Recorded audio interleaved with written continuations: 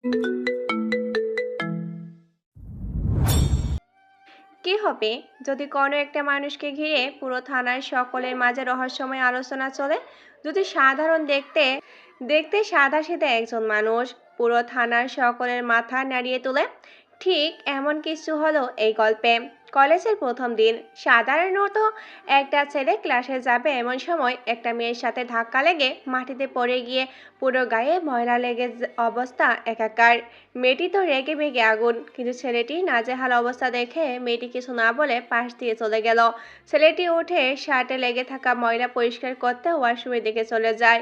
ছেলেটি আর কেউ নয়, আমাদের হিরো নিজেই, যাকে সবাই রবি বলে চেনে। তো ওয়াশরুম থেকে বের হয়ে ক্লাসের দিকে যাবে, তখনই একটা ছেলে পাশ থেকে ডাক দিল রবিকে। রবি তাকে বুঝতে পারলো ছেলেটির মোটামুটি ক্ষমতা আছে কলেজে। রবি ছেলেটির কাছে যেতে ছেলেটি বলল, নাম কি? জি ভাই, রবি। শুধু রবি? আগে পিছে কিচ্ছু নেই? রবিউল হাসান। কিছু বলবেন? বলছি যে এইগুলো কথা না। তা না, এমনি বললাম। আর কিছু বললে বলেন, নয়তো আমি ক্লাসে যাব। এমনিতে দেরি হয়ে যাচ্ছে। আজকে কোনো ক্লাস করবি না, এখানেই আমাদের সামনে দাঁড়িয়ে থাকবি যতক্ষণ না আমরা যেতে বলি। কেন ভাই? আমার ক্লাস করতে হবে তো। রবির কথা শুনে ছেলেটি রেগে মেগে রবির কলার ধরতেই রবির মাথা গরম হয়ে গেল। রবি চুপ করে মাটির দিকে তাকিয়ে আছে। ছেলেটি চেঁচিয়ে বলছে, তোর এত বড় সাহস আমি রাহির উপর কথা বলিস? তোকে তো আমি। রাহি আর কিছু বলতে চাপে তার আগে পেছন থেকে প্রিন্সিপাল ডাক দিয়ে বলল। কি হচ্ছে ওখানে? রবি কিছু বলতে চাপে তার আগে রাহি রবিকে দেখিয়ে বলল, এই ছেলেটা নতুন আসছে নাকি? আপনার রুমটা কোন দিকে জিজ্ঞেস করতেছে স্যার, তাই দেখিয়ে দিচ্ছিলাম। রাহির এমন কথা শুনে রবি পুরো অবাক হয়ে গেল। প্রিন্সিপাল স্যার রাহির কথাগুলো মিথ্যা বুঝতে পেরে রবির দিকে তাকিয়েই বলল। এই ছেলে, ক্লাসে যাও। রবি ক্লাসে চলে যায়। স্যার আর তার সঙ্গীরা হেসে হেসে সেখানে আড্ডা দিতে থাকে। রাহি আর তার সঙ্গীরা হেসে হেসে সেখানে আড্ডা দিতে থাকে। রবি ক্লাসে ঢুকতেই তো আরেক দফা অবাক হলো। একটু আগে যে মেয়েটার সাথে রবি ধাক্কা লেগেছিল, সেই মেয়েটিই ক্লাসে বসে আছে। রবি চারপাশে তাকিয়ে দেখে পুরো ক্লাসে মাত্র 2টি সিট খালি, একটি একেবারে পেছনে, অপরটি মেয়েটির পাশে। রবি 7-5 ভেবে মেয়েটির পাশে বসতে গেলে মেয়েটি রেগে গিয়ে রবিকে সেখান থেকে উঠতে বলে, কিন্তু রবি উঠছে না দেখে মেয়েটি দাঁড়িয়ে কিছু বলতে যাবে, তখনই রবি উঠে পেছনে চলে যায়। রবি ক্লাসে অপমানিত হবে সেটা বুঝতেই পারছিল। পিছনে গিয়ে বসতে পাশে সিটে বসে থাকা মাহমুদ বলল, কি ভাই, কি দরকার ছিল ওখানে বসার? আগে এদিকে এসে বসলে পারতে। রবি কিছুক্ষণ মেয়েটির দিকে তাকিয়ে মাহমুদের সাথে পরিচয় পর্বটি সেরে নিল। এরপর রবি মাহমুদের মেয়েটির ব্যাপারে জিজ্ঞাসা করলো। রবি জানতে পারে মেয়েটির নাম নাহিমা। পুরো কলেজে ব্রিলিয়ান্ট কোনো মেয়ে থাকলে সেই একমাত্র। এই জন্য তার অহংকার বলতে কিছু আছে। কেউ ভুল করলে কখনো ক্ষমা তো করেই না, বরং শাস্তি দিয়েই শান্ত হয়। ওর পরিবারের সম্পর্কে কেউ না জানলেও এটাই ধারণা সবার যে নাহিমা নিশ্চয় কোনো পাওয়ারফুল মানুষের মেয়ে। মাহমুদ আর রবির কথা চলাকালীন ক্লাসে ছাড় চলে আসতে সবাই দাঁড়িয়ে যায়। পরে ছাড় শুরু করে রবি বুঝতে পারে আসলে নাইমা বেশ ব্রিলিয়ান্ট একটা মেয়ে, যে কোনো প্রশ্নের উত্তর খুব দ্রুত দিয়ে দিচ্ছে। একের পর এক ক্লাস শেষ হলে মাহমুদ তার বাসায় রওনা হয়। রবি কলেজের গেট বরাবর আসতে পিছন থেকে নাহিমা ডাক দিয়ে থামিয়ে দেয় রবিকে। কিরে, নতুন নাকি? কেন? হাবভাব দেখে ভালো ঠেকছে না। যদিও ভুলেও আমার পথে আসিস তাহলে খুব খারাপ হবে। আজ প্রথম আসলি তাই মাফ করে দিলাম। রবিকে সেখানে দাঁড় করিয়ে রেখে রাহিমা আর তার ফ্রেন্ডরা চলে যায়। তারপর রবিও একটা রিক্সা নিয়ে বাসায় চলে আসলো। কলিং বেল দিলে ছোট্ট বোন হ্যাপি এসে দরজা খুলে দিয়ে অবাক হয়ে রবির দিকে তাকিয়ে থাকে। কি হলো? পথ আটকে দাঁড়িয়ে আছিস কেন? এইসব কাপড় পরে কই গেল? কই আবার যাব? একটু কাজ ছিল তাই বেরিয়েছিলাম। আর এত কিছু তোকে বলতে হবে কেন? সর এখান থেকে। হ্যাপি কিছু না বলে সরে গেল। আসলে রবি কখনো এমন নর্মাল কাপড় পরেনি। হঠাৎ এমন ছদ্মবেশে দেখে হ্যাপি যেন আকাশ থেকে পড়লো। রবি রুমে যেতে হ্যাপিকে জিজ্ঞাসা করে আপু আসছে কিনা। হ্যাপি জানায় এখনো আসেনি। আসলে বাসায় রবি, আপু আর হ্যাপি থাকে। আপু হসপিটালে জব করে আর হ্যাপি পড়াশোনা করে। রবি তো যখন যেটা মন চায় করে। পরে জানতে পারবেন ওর ব্যাপারে। রবি ফ্রেশ হয়ে এসে দুপুরের খাবার খেয়ে নিজের ল্যাপটপের সামনে বসে পড়ে। কিছু মেল দেখে রহস্যময় হাসি দেয়। এদিকে রাতের বেলায় নাহিমা ছাদে দাঁড়িয়ে আকাশের তারা দেখছিল। হঠাৎ সে কিছু একটা দূরে দেখে একটা মেয়েকে কিছু লোক অজ্ঞান করে নিয়ে যাচ্ছে। লোকগুলো যে মাতাল হয়ে গেছে ভালো করেই বুঝতে পারলো নাহিমা। নাহিমা একটি রহস্যময় হাসি দিল। এইদিকে কেউ একজন রুমে গিয়ে কালো জ্যাকেট পরে নিচে এসে নিজের বাইকের কাছে গেল। ভাবলো বাইক নিবে কিনা। 7-5 ভেবে বাইক নিয়ে নিল। নাহিমা তখনও ছাদে দাঁড়িয়েছিল। হুট করে দেখে কালো বাইক আর কালো জ্যাকেট পরা একটা লোক এসে মাতাল ছেলেগুলোর সামনে থামলো। নাহিমা বুঝতে পারলো এই ছদ্মবেশী লোকটা কেউ নয়, বরং আর কে নিজেই। নাহিমা অনেক ইচ্ছা ছিল তার সামনে যাবে, কিন্তু ভয়। নাহিমা দেখে আর কে বাইক থেকে নেমে সোজা লোকগুলোর সামনে গিয়ে দাঁড়ালো। লোকগুলোকে কিছু বলছে নাহিমা সেটা শুনতে পাচ্ছে না। এইদিকে আর কে লোকগুলোকে বলে, কি রে, তোদের মাতলামি আবার শুরু হলো নাকি? সেদিন না এসবের কারণে হসপিটালে পাঠিয়েছিলাম, এখন কি আবার যাবি নাকি? একজন মাতাল বলে, ওই দিন আমার কম ছিলাম, আজ দেখ কজন আছি। আজ তো আমরা তোকে মেরে সেদিনের প্রতিশোধ নেব। এই বলতে না বলতেই সবাই চওড়া হয় আর্কের উপরে। এবার আর্কে নিজেকে এক দানবে পরিণত করে সবাই এক এক স্টাইলে মেরে মাটিতে ফেলে রাখে। হঠাৎ খেয়াল করে অজ্ঞান হয়ে যাওয়া মেয়েটা আর্কেকে ছুরি ঢুকে দিতে আসলে আর্কে মেয়েটাকে ধরে ফেলে আর বলে, এই কি করছো তুমি? তোমাকে এই লোকগুলোর হাত থেকে বাঁচালাম আমি, আর তুমি কিনা আমাকে মারতে চাচ্ছ? আপনিও ওদের সাথী? আরকে বুঝতে পারে মেয়েটি মনে করছে এই মাতার লোকগুলোর সাথে সেও জড়িত। আরকে মেয়েটিকে শান্ত করে জিজ্ঞাসা করলো। কি, তোমার বাসা কোথায়? মেয়েটি চুপ করে আছে। দেখে আরো জিজ্ঞাসা করলে মেয়েটি জানায় তার নাম লামিয়া। বাসার পাশে একটা ঠিকানা বলে। আরকে মেয়েটিকে বাইকে বসে বাসার সামনে নামিয়ে দেয়। এত কিছু হয়ে গেল, কিন্তু কেউ আরকের মুখ দেখলো না, কারণ সে মাস্ক পরেছিল। কিন্তু চোখগুলো দেখার সাধ্যকারী হয়নি। চোখে একটা চশমা ছিল, যেটা অন্য 10টা চশমা থেকে আলাদা। অন্ধকারের এই চশমার কারণে স্বাভাবিক দেখা যায়। নাহিমা সব দেখে চুপচাপ নিজের রুমে চলে গেল। অনেক ইচ্ছে ছিল আরকের সাথে দেখা করার, কিন্তু হলো বা কই। এইদিকে রবি রাতের বেলায় নিজের রুমে বসে ল্যাপটপে কাজ করছিল। তার মধ্যে আপুর আগমন। কিরে, কি করছিস? এই তো একটু কাজ করছি। ব্যস্ত নাকি? কথা বলা যাবে? হ্যাঁ বলো, সমস্যা নেই। আপু এসে রবির বিছনায় বসতে বসতে বলল, কাল একটু আমার সাথে যেতে হবে, পারবি? কই যেতে হবে? একটু কাজ আছে, গেলেই দেখতে পাবি। ওকে, যখন তুমি বলছো গেলাম না হয়। কয়টায় যেতে হবে বলো? সকালে বের হব, 10টার দিকে। আচ্ছা যাব, সমস্যা নাই। শুনলাম তুই নাকি কলেজে গিয়েছিস। রবি বুঝতে পারলো রাশেদ সবকিছু জানিয়ে দিয়েছে আপুকে। রবি কখন কোথায় যায় না যায়, কি করে না করে সব খবর আপুকে দেয়। রাশেদ হলো রবি সেই স্কুল লাইফের বন্ধু, যাকে ছাড়া রবি কখনো কিছুই করবে না। রবি রাশেদের কথা ভাবছে পাশে থেকে। আপু আবার বলল, কিরে বল, কলেজে কেন গিয়েছিলি? একটু কাজ ছিল, তেমন কোনো বড় ব্যাপার না, পরে তোমাকে জানাবো। সাবধানে থাকিস, আর আমি রাশেদকে বলে দিব তোকে দেখে রাখতে। আচ্ছা, সমস্যা নাই। আপু চলে গেল। রবি নিজের ল্যাপটপে আবারও কাজ করতে বসে পড়ল। রাতে ডিনারের সময় হলে হ্যাপি রুমে এসে রবিকে ডিনার করতে ডেকে যায়। রবি ডিনার টেবিলে বসলে হ্যাপি আবারও রবিকে সেই ময়লা কাপড় পরার কারণে জানতে চায়। আপু জানে এইসবের পেছনে কারণটা কি, কিন্তু হ্যাপি এখনো ছোট মানুষ, এত কিছু বোঝে না। তাই রবি নিজেকে এবং নিজের কাজকে হ্যাপি থেকে আড়াল রাখে। রবির দ্বিতীয় রূপ দেখে হ্যাপি অনেক ভয় পাবে, যেটা রবি কিংবা আপু কখনোই চায় না। পরের দিন রবি সকালে আপুর সাথে রিক্সা নিয়ে বের হলো। মাঝপথে দেখে কিছু বাচ্চাদের সাথে নাহিমা কথা বলছে। রবি প্রথমে চিনতে না পারলো, পরে ঠিকই চিনতে পারে, সবগুলো অনাথ আশ্রমের বাচ্চা। রবি কিছু সময় নাহিমার দিকে তাকিয়ে থাকে। পাশে সিটে বসে থাকা আপু বলে উঠল, কিরে, মেয়েটাকে এভাবে দেখছিস যে? কোথাও কি লেখা আছে মেয়েটাকে দেখা বারণ? আমি তো ওই বাচ্চাগুলোকে দেখছি। সময়টা আমি পার করে আসছি। হয়েছে, একটু বেশি বুঝো তুমি। আপুর থেকে রবি নাহিমার দিকে তাকানো কথাগুলো লুকিয়েছে, তাই না হলে আরো অনেক কথা বলবে আপু। আরো কিছুটা পথ যাওয়ার পর আপু রিক্সা থামাতে বলে। রবি রিক্সা থেকে নেমে দেখে একটা বড় বিল্ডিং এর সামনে খোলা একটা মাঠ, আর সেখানে বিভিন্ন বয়সী লোকজন বসে আছে।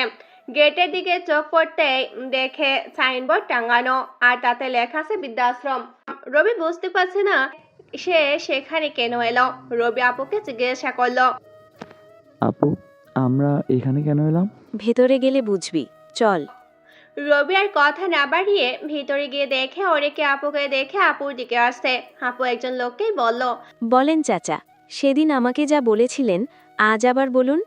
আপুর কথা শুনে লোকটা রবির দিকে একবার তাকায়, আপুর দিকে একবার তাকায়। লোকটা বলতেছে না দেখে আপু আবার বললে লোকটা বলতে শুরু করে। আমি এই বৃদ্ধাশ্রমে থাকি এবং এর দেখাশোনা করি। দীর্ঘদিন ধরে এখানে আছি। এই বৃদ্ধাশ্রমের মালিক 6 মাস আগেই মারা গেছে। তার কোনো ছেলে মেয়ে না থাকায় এখন আর কেউ এখানে দেখাশোনা করতে আসে না। এই সুযোগটা এলাকার এমপি নিচ্ছে। আমাদের প্রথমে 3 মাস মতো সে খরচ দিয়েছে। তারপর একদিন সরকারি বয়স্ক ভাতা দিবে বলে আমাদের থেকে কিছু কাগজ সাইন নিয়ে এখান থেকে আমাদের বলতেছে এই জায়গা ছেড়ে দিতে। এখন এই জায়গার মালিক নাকি সে। এখন আমরা এতগুলো মানুষ কোথায় যাব, কি করব, কিছুই বুঝতে পারছি না। লোকটা কথাগুলো বলে থেমে গেল। রবির দিকে তাকিয়ে আছে আপু। রবি কিছু বলছে। আপু নিজের পাশ থেকে কিছু টাকা বের করে লোকটার হাতে দিয়ে বলল, চাচা চিন্তা করবেন না, টাকাগুলো রাখেন, দেখি এমপির সাথে কথা বলে। কথা শেষ করে আপু চলে আসলো। রিক্সা নিয়ে আপু আর রবি সোজা বাসায় চলে আসে। মাঝপথে কোনো কথা হয়নি। বাসায় এসে রবি আপুকে জিজ্ঞাসা করে। তুমি এসব কিভাবে জানলে? সেদিন কাজ শেষ করে ফেরার পথে দেখি লোকটা বৃদ্ধাশ্রমের সামনে মন খারাপ করে বসে আছে। সাথে আরও 2 জন ছিল। সবাই মাথায় হাত দিছে বসে আছে। তাদের দেখে মনে হলো কোনো বিপদে পড়েছে। তাই আমি তাদের কাছে গিয়ে জানতে পারি এমপি তাদের থাকার জায়গা কেড়ে নিচ্ছে। জানার পর আমার খুব খারাপ লাগলে। পরে চিন্তা করলাম তুই এসব নিজেই যদি শুনিস তাহলে কিছু একটা করতে পারবি, তাদের কষ্টটা অন্তত বুঝতে পারবি। ঠিক আছে, আমি দেখছি। রবি নিজের রুমে চলে গেল। আপু একটা মুচকি হাসি দিল। রবি দেখেছে বলা কথাটাই কাজ হয়ে যাবে। রবি রুমে গিয়ে রাশেদকে ফোন দিল। রিং হতে রাশেদ ফোন ধরেই বলল। হ্যাঁ ভাই বল। কই আছিস তুই? বাসায় আছি। কেন, কিছু করতে হবে? একটু কাজ ছিল। রবি রাশেদকে সব খুলে বলল। রাশেদ জানায় কাজ হয়ে যাবে। আজকে আর রবির কলেজে যাওয়া হয়নি। বাসায় বসে ফোন টিপছিল, তখনই রাশেদের কল আসে। রবি কলটা ধরতে ওপাশ থেকে রাশেদ বলে ওঠে, কাজ হয়ে গেছে, চলে আয়। রবি একটি রহস্যময় হাসি দিল। রাশেদ বসে বসে অপেক্ষা করছে রবি যাওয়ার জন্য। কিছু সময় পর কালো বাইক, কালো হেলমেট, চোখে কালো চশমা পরে একটা লোক আসলো। রাশেদ বসা থেকে দাঁড়িয়ে গেল। রাশেদের চারপাশে থাকা লোকগুলো দাঁড়িয়ে মাথা নিচু করে রইল। রাশেদের মাথার শুধু উঁচু আছে। ছদ্মবেশী লোকটা রাশেদের কাছে যেতেই পাশে একটা নতুন লোক মাথা তুলে রাশেদকে বলল, ভাই এটা কে? এটা হলো আমাদের সবার বস, মিস্টার আর কে। লোকটা মাথা নিচু করে ফেললো। লোকটা রাশেদের সাথে কাজ করছে 3 মাস হচ্ছে। কখনো আর কে সামনে দেখেনি, তবে অনেক নাম ডাক শুনেছে। সে সবার থেকে শুনে বুঝতে পারছে আর কে কতটা ভয়ঙ্কর। আর কে রাশেদের সামনে দাঁড়াতে রাশেদ বলল, এমপি ভিতরে আছে। রাশেদ আগে থেকে হাঁটছে, আর কে তার পিছনে রুমে ঢুকতেই রাশেদ বলল, এমপি হালকা পাতলা অনেক দিয়েছি, বলেছে আর কখনোই এমন করবে না।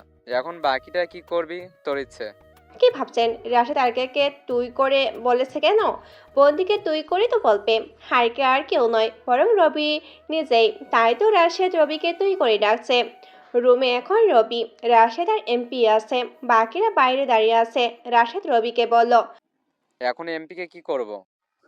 যখন বলেছে এসব অকাজ আর করবে না, তাহলে ছেড়ে দেয়। পরে যদি কোনো বাজে কাজ করে তাহলে সেদিন তাকে শেষ করে দিস। রবি এমন কথা শুনে এমপি ভয়ে চোখ বড় বড় করে ফেলল। আসলে এমপিকে চেয়ারে বেঁধে রাখা হয়েছে যাতে চিল্লাতে না পারে। তার জন্য মুখেও কাপড় দিয়েছে, তাই এমপি নিজ থেকে কিছু বলতেই পারছে না। রবি রাশেদকে বলল এমপির মুখের কাপড় খুলে দিতে। রাশেদ এমপির মুখের কাপড় খুলে দিল। এমপি হাঁপিয়ে একটা দম নেয়। রবি হেলমেট খুলে এমপিকে বলে, কিরে, আর কখনো এসব বাজে কাজ করবি? না ভাই, কখনো করব না, এবারের মতো ছেড়ে দেন। রবি রাশেদকে ইশারা করলো এমপিকে ছেড়ে দিতে। রাশেদ এমপির বাঁধন খুলে তাকে বের করে একটা গাড়িতে তুলে দিয়ে দুইটা লোককে সাথে করে পাঠালো। গাড়িতে তুলে এমপির চোখে আবারও কাপড় লাগিয়ে দিল যাতে কেউ দেখতে না পায়। এমপি খুব ভালো করে জানে তাকে রাশেদ নামের ভয়ঙ্কর মাফিয়া তুলে নিয়ে গেছে, তাই তো আর বেশি কথা না বলে রাশেদ যা বলল তাতে রাজি হয়ে গেল। রবিটুটু এমপিকে নিয়ে তার বাসার সামনে নামিয়ে দিল। এদিকে রবি আগের মতো হেলমেট পরে বাইকটা নিয়ে বাসায় চলে এলো। রাতে ডিনার করে রবি তাড়াতাড়ি একটা ঘুম দিল। সকালে হ্যাপি ডাকে রবির ঘুম ভাঙলে রবি উঠে ফ্রেশ হয়ে ফোনটা হাতে নিয়ে দেখে রাশেদ কিছু পিক পাঠিয়েছে। রবি ফোনটা নিয়ে নাস্তার টেবিলে গিয়ে বসতো। নাস্তা করতে করতে বাম হাতে ফোনটা টিপতে টিপতে রাশেদকে পাঠানো পিকগুলো দেখলো। আপু টিভিটা অন করে নাস্তার টেবিলে বসতো। নিত্যদিনের মতো নাস্তা করার পাশাপাশি খবর শুনবে। টিভিতে খবর প্রচার হচ্ছে গতকাল রাতে একটা লোকের কাটা বৈঠু পাওয়া গেছে। তার দেহের বাকি অংশগুলো পুলিশ খোঁজ করছে। লোকটার মুখ দেখে বোঝার উপায় নেই পরিচিত, মুখ অনেক বাজেভাবে থেতলে দেওয়া হয়েছে। টিভিতে খবর চলবে আর রবি নিজের মতো করে ফোন টিপছে আর নাস্তা করছে। খবর শুনে তার কোনো ফুরুক কেঁপে নেই। আপু রবিকে বলল, কিরে, খবরটা শুনছিস? হ্যাঁ, শুনছি। দুজনের কথার মাঝখানে হ্যাপি বলল, এসব খুনাখুনি দিন দিন বেড়েই চলেছে। কয়দিন পর দেখা যাবে দিনের বেলায় কেউ কাউকে খুন করছে, না জানি সেদিন কি হবে। হ্যাপির কথা শুনে রবি বলল। হ্যাঁ, হবে তো, খুব তাড়াতাড়ি হবে হয়তো। রবির কথা শুনে আপু বুঝতে পারলো সামনে রবি আরো ভয়ঙ্কর কিছু করতে চলেছে। এখন রবিকে না থামালে সামনে আরো ভয়ঙ্কর পরিস্থিতির সৃষ্টি হবে। সবাই চুপচাপ নাস্তা করে যাচ্ছে। এইদিকে পুলিশ লাশটার বাকি অংশগুলো এক করে জানতে পারে লোকটা এমপি সাহেবের খুব কাছের একজন মানুষ। এমপি এই খবর শুনে তো তেলে বেগুনে জ্বলে উঠলো। তার এমন কাছের লোককে কে বা কারা মেরেছে সে খবর নিতে বলেছে এমপির বাকি লোকদের। এদিকে নাস্তা শেষ করে রবি কলেজে আসে। আবারও সেই আগের মতো অতি সাধারণ কাপড় চোপড় পরেছে। কলেজে গিয়ে দেখা হয় মাহমুদের সাথে। মাহমুদ একটা গাছের নিচে বসে আছে, সাথে আরো দুজন ফ্রেন্ড। রবি যাতে মাহমুদ তার বন্ধুগুলোর সাথে পরিচয় করিয়ে দিল। একজনের নাম শিহাব, অপরজনের নাম শুভ্র। রবি দুজনের সাথে পরিচিত হয়ে তাদের পাশে বসে আড্ডা দিতে লাগলো। একটু পর সেখানে রাহি ও তার বন্ধুরা আসে। রবি মাহমুদকে বলল, আচ্ছা, ওই রাহি কোনিয়ারে? আরে আমাদের সাথে প্রথম বসে, ওর ভাই অনেক ক্ষমতাবান, তাই এত কম বয়সে এসব করে বেড়ায়। স্যারেরা তো কিছুই বলে না, তাই এভাবে সবার মাথায় চড়ে নাচতেছে। রবি আর মাহমুদ কথা বলতে বলতে রাহি একেবারে তাদের কাছে চলে এলো। রাহি রবিকে বলল, কিরে হিরো, সেদিন তো স্যারের কারণে বেঁচে গেলি। ভাবলাম কাল একটু মজা নিব, কিন্তু দেখি তুই তো কাল আসিস নাই। ভয় পাইছিস নাকি? রবি কোথায় শুনে তার বন্ধুরা হাসতে শুরু করলো। রবি কিছু না বলে আগের মতো বসে আছে। রাহি নিজের পকেট থেকে একটা চিরকুট হাতে নিয়ে বলল নাহি মাকে দিয়ে আসতে। রবি রাহির কথা গায়ে না দিয়ে নিজের মতো করে উঠে সেখান থেকে চলে যেতে চাইলে রাহি পিছন থেকে রবির শার্ট টেনে ধরে। এবার রবির মাথা গরম হয়ে গেল। লাল টকটকে চোখ দিয়ে রাহির দিকে কয়েক সেকেন্ড তাকিয়ে রইল। রবির এমন চোখ দেখে রাহি আর কিছু না বলে শার্ট ছেড়ে দিল। রবি সেখান থেকে চলে গেলে রাহি তার বন্ধুদের বলল, কিরে, এই ছেলেটা আসলে কে বলতো? পাশ থেকে একজন বলল, জানি না ভাই, খোঁজ লাগাচ্ছি, আজকের মধ্যে সব তথ্য হাজির করব। খুব তাড়াতাড়ি বের কর ছেলেটাকে। হাবভাব থেকে মনে হচ্ছে তার দ্বিতীয় রূপও আছে। রাহি তার বন্ধুদের সাথে কথা বলছে। এইদিকে রবি ক্লাসে চলে আসলো। চার আসতে আরো কিছুটা দেরি আছে, তাই রবি মাহমুদের সাথে কথা বলছে। কথা বলতে বলতে এক পর্যায়ে রবি মাহমুদকে বলল, আচ্ছা, আমি শুনছি এখানে মাদকের কারবার চলে, এটা কি সত্য? তুই কিভাবে জানলি এটা? আমিও এমন কিছু শুনছিলাম। কলেজের গেটে কে একজন বলছিল, তাই জিজ্ঞাসা করলাম। এটা কি সত্য তাহলে? আমিও শুনছি। আমার মনে হয় রাহি এসবের সাথে জড়িত। সে যেভাবে জুনিয়র হয়েও সিনিয়রদের মুরগি বানায়, আমার মনে হয় সে এই ব্যাপারে ভালোই জানবে। তাহলে রাইট থেকে জানতে হবে এটা। রাহির থেকে জানতে হবে কেন? আর তুই এসব জেনে কি করবি? আরে তেমন কিছু না, এমনি বললাম। দেখিস আবার বেশি কিছু করতে যাইস না, পরে আবার বিপদে পড়বি। দুজনের কথার মাঝে রবি দেখে দরজা দিয়ে একটা শ্যামাবতী প্রবেশ করছে। সে আর কেউ নয় নাহিমা। রবি অপলক দৃষ্টিতে তাকিয়ে আছে তার দিকে। লাল টকটকে শাড়িতে নাহিমাকে চার লাগছে। রবির এক দৃষ্টিতে তাকিয়ে থাকা দেখে মাহমুদ বলল, কিরে, এভাবে তাকিয়ে আছিস কেন? পরে আবার সমস্যা হবে। মাহমুদ কি বলছে রবি কিছুই শুনছে না, শুনবেই বা কি হবে। সে তো তাকিয়ে আছে নাহিমার দিকে। এভাবে রবি তাকিয়ে থাকা দেখে নাহিমা ভালো করে খেয়াল করলো, কিন্তু কিছু বলল না। স্যার ক্লাস করতে শুরু করলে সবাই ক্লাসে মনোযোগী হলো, কিন্তু রবি, সে তো এক সমাপতির মায়ায় আটকে গেছে। ডান্সে ক্লাসে মনোযোগ না স্যারের কথায় আছে। স্যারও রবির বিষয়টি খেয়াল করলো, কিন্তু স্যারও কিছু বলল না। ক্লাস শেষ হয়ে গেলে রবি বাইরে চলে আসে। ক্লাসটা আর ভালো লাগছে না। নাহিমা তো অনেক আগেই বের হয়ে গেছে ক্লাস থেকে, তাই হয়তো রবিরও ভালো লাগছে না। ক্লাস থেকে বের হতে রবির ফোনে কল আসতো। ফোনটা কানে ধরতেই রবির মাথায় গরম হয়ে গেল, চোখগুলো লাল হতে শুরু করলো। ক্লাস থেকে বের হতে রবির ফোনে কল চলে আসতো। ফোনটি ধরে কানে দিতেই রবির মাথায় গরম হয়ে গেল, চোখগুলো লাল হতে শুরু করলো। রবি ফোনটা রেখে দিয়ে সোজা কলেজ থেকে বাসায় ফিরল। রাশেদ ফোন দিয়েছে। সে বলল কেউ ব্যাংকের অ্যাকাউন্ট হ্যাক করেছে রাশেদের। রবির মাথায় এর জন্য গরম হলো। যেখানে এত সিকিউরিটি থাকার পরও রাশেদের ব্যাংক অ্যাকাউন্ট হ্যাক করতে পেরেছে, সেখানে সাধারণ মানুষ কত নিরাপত্তা থাকবে। রবি বাসায় গিয়ে হ্যাপিকে এক কাপ চা দিতে বলে। দুপুরে খাবারের সময়ও হয়ে গেছে, তাই হ্যাপি রবিকে আগে খাবারটা খেয়ে নিতে বলে। কিন্তু রবি তো তর সইছে না হ্যাকারকে ধরার। খেয়াল করার ইচ্ছা না থাকা সত্ত্বেও হ্যাপি চা নিয়ে আসলো। রবি চায়ের কাপটা নিয়ে হ্যাপিকে নিজের রুমে যেতে বলে। রবি দরজা বন্ধ করে দিল। হ্যাপি নিজের রুমে চলে গেল। হ্যাপি নিজের রুমে চলে গিয়ে ভাবছে, হঠাৎ ভাইয়ের কি হলো? ওই সময়ে চা আবার রুমের দরজা বন্ধ করে দিল। 7-5 ভেবে রবি বসে রইল। বাসায় আপুও নেই যে কথা বলবে। এদিকে রবি নিজের রুমের দরজা বন্ধ করে দিয়ে একটা সিক্রেট রুমে প্রবেশ করলো। অনেকদিন হলো সিক্রেট রুমটায় ঢোকা হয় না তার। এই রুমে ঢুকতেই রবির একটা পৈশাচিক হাসি আসলো।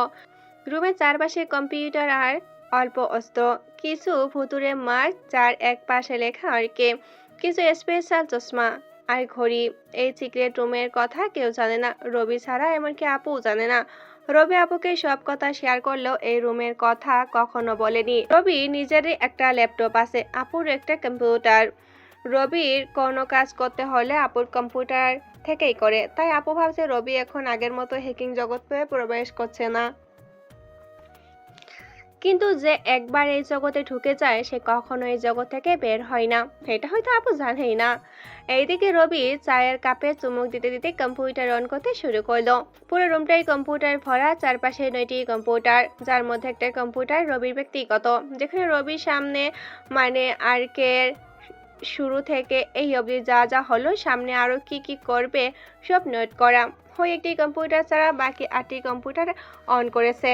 কিছু ভাইরাস ক্রিয়েট করেছে। রাশেদের ব্যাংক একটি বাংলাদেশের ব্যাংকে ছিল, তাই রবি প্রথমে ভাইরাস দিয়ে ব্যাংকের সব কম্পিউটারের অ্যাক্সেস নিয়ে নিল।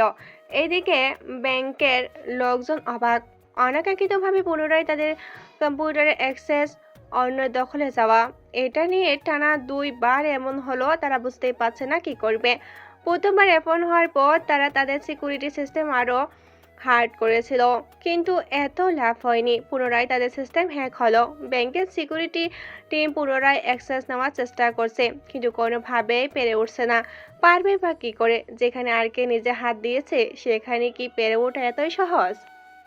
রবি কম্পিউটার অ্যাক্সেস নিয়ে সবকিছু ভালো করে দেখছে। হ্যাকার কিভাবে কি অ্যাক্সেস নিল আগে সবকিছু বোঝার চেষ্টা করছে। গুরুত্ব কোডগুলো সামনের খাতায় নোট করছে। অনেকটা সময় পর সব কোডিং শেষ হলো। রবি কোডগুলো দেখে বুঝতে পারলো এটা খুব দক্ষ একদল হ্যাকার। রবি এবার দ্বিতীয় আরেকটা কম্পিউটারে গিয়ে কোডগুলো দিয়ে হ্যাকারের রিমুভ করা আইডি রিকভার করলো। মেকআপ ফাইলে একটা ফাইলের নাম দেখে রবির চোখ কপালে উঠে গেল। ফাইলের নাম দিল মিস্টার আরকে। রবি এটা দেখে বুঝতে পারলো এটা একাধিক কোনো হ্যাকারের কাজ নয়, বরং একজন হ্যাকারেরই কাজ, আর সেটা অবশ্যই মেয়ে। রবি আরও বেশি করে মেয়েটার জন্য তথ্য জানার চেষ্টা করলো। হ্যাক পর্যায়ে একটা শব্দ পায় যেটাতে লেখা আহনা। রবি লেখাটা বুঝতে গেল যে এটা এলোমেলো করে লেখা, তাই রবি এটা একটা অনুসারে সাজালো। 2বার ট্রাই করার পর নামটা হলো অহনা, মানে আহনা। রবি তো এবার পুরোপুরি নিশ্চিত হয়ে গেল যে এটা মেয়ে। রবি এবার দেখতে ট্রাই করলো কেন মেয়েটি ব্যাংক অ্যাকাউন্ট হ্যাক করলো রাশেদের। আরও কিছু সময় পর রবি বুঝতে পারে মেয়েটি অ্যাকাউন্ট হ্যাক করলেও একটা টাকা চুরি করে নাই, অন্য কারো অ্যাকাউন্টে হ্যাক করে নাই, কেবল রাশেদেরটা ছাড়া। তার মানে কিছু বুঝতে পাচ্ছেন? মানে মেয়েটি রাশেদের মাধ্যমে মিস্টার আরকের সাথে যোগাযোগ করতে চাচ্ছে। এই জিনিসটা বোঝার পর রবি একটা মুচকি হাসি দিয়ে ঠান্ডা হয়ে যাওয়া চায়ের কাপে চুমুক দিয়ে চাটা রেখে দিল। চাটা আর খাওয়া যাবে না, একেবারে যে ঠান্ডা হয়ে গেছে। রবি আবার ব্যাংকের সিকিউরিটি সিস্টেম আরও জোরালো করে দিল, যাতে কেউ চাইলে আর হ্যাক করতে না পারে। পুরো বাংলাদেশ ব্যাংকের সিকিউরিটি সিস্টেম এমনভাবে সাজালো যাতে কেউ হ্যাক করতে চাইলে রবির কম্পিউটারে অ্যালার্ট আসে।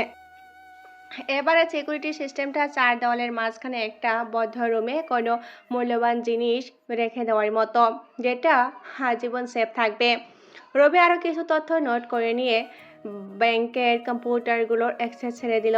ব্যাংকের লোকেরা নিজেদের অ্যাক্সেস পেয়ে কিছুটা আনন্দিত হলেও টাকা নিয়ে গেছে কিনা সেটা নিয়ে দুশ্চিন্তায় ছিল।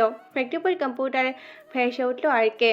নিচে ছোট্ট একটা লেখা, the country security needs very much. দেশের ব্যাংকের সুরক্ষা খুব দরকার। তার মানে সবাই বুঝে গেল আরকে তাদের সব সিস্টেম আপডেট করে নতুনভাবে সাজিয়েছে। রিপ্লাই করার একটা ঘর দেখা গেলে ব্যাংকের লোকেরা একটা রিপ্লাই করে। আমরা সব সময় আপনাকে আমাদের বিপদে পাশে চাই। আশা করি ভবিষ্যতেও আপনি আমাদের সাথে থাকবেন। বাংলাদেশ ব্যাংক কর্তৃপক্ষ। রবি মেসেজটা দেখে একটা মুচকি হাসি দিয়ে নিজের সিকিউরিটি রুম থেকে চায়ের কাপ হাতে নিয়ে বেরিয়ে আসে। বেডরুমে এসে চায়ের কাপ টেবিলে রেখে ওয়াশরুমে গিয়ে ফ্রেশ হয়ে চায়ের কাপ নিয়ে ড্রয়িং রুমে গিয়ে বসে। দেখে আপু বসে আছে। রবি আপুকে দেখেই বলল, তুমি কবে আসলে? একটু আগে আসলাম, তোর দরজা বন্ধ, ডাকলাম সাড়া দিলি না, ভাবলাম ঘুমিয়ে গেলি, তাই আর না ডেকে বসে রইলাম। তুই উঠলে সবাই একসাথে খাবো বলে। ও চলো তাহলে খেয়ে নিই। সবাই খাবার টেবিলে বসে পড়ল। লাঞ্চ শেষ করতে করতে 4:20 হয়ে গেল। রবি কম্পিউটারে কাজ করতে গিয়ে তো 2 ঘন্টা সময় পার করলো, তাই লাঞ্চ করতেও সবাই দেরি হলো। এমন দেরির মাঝে মধ্যে হয়েই থাকে।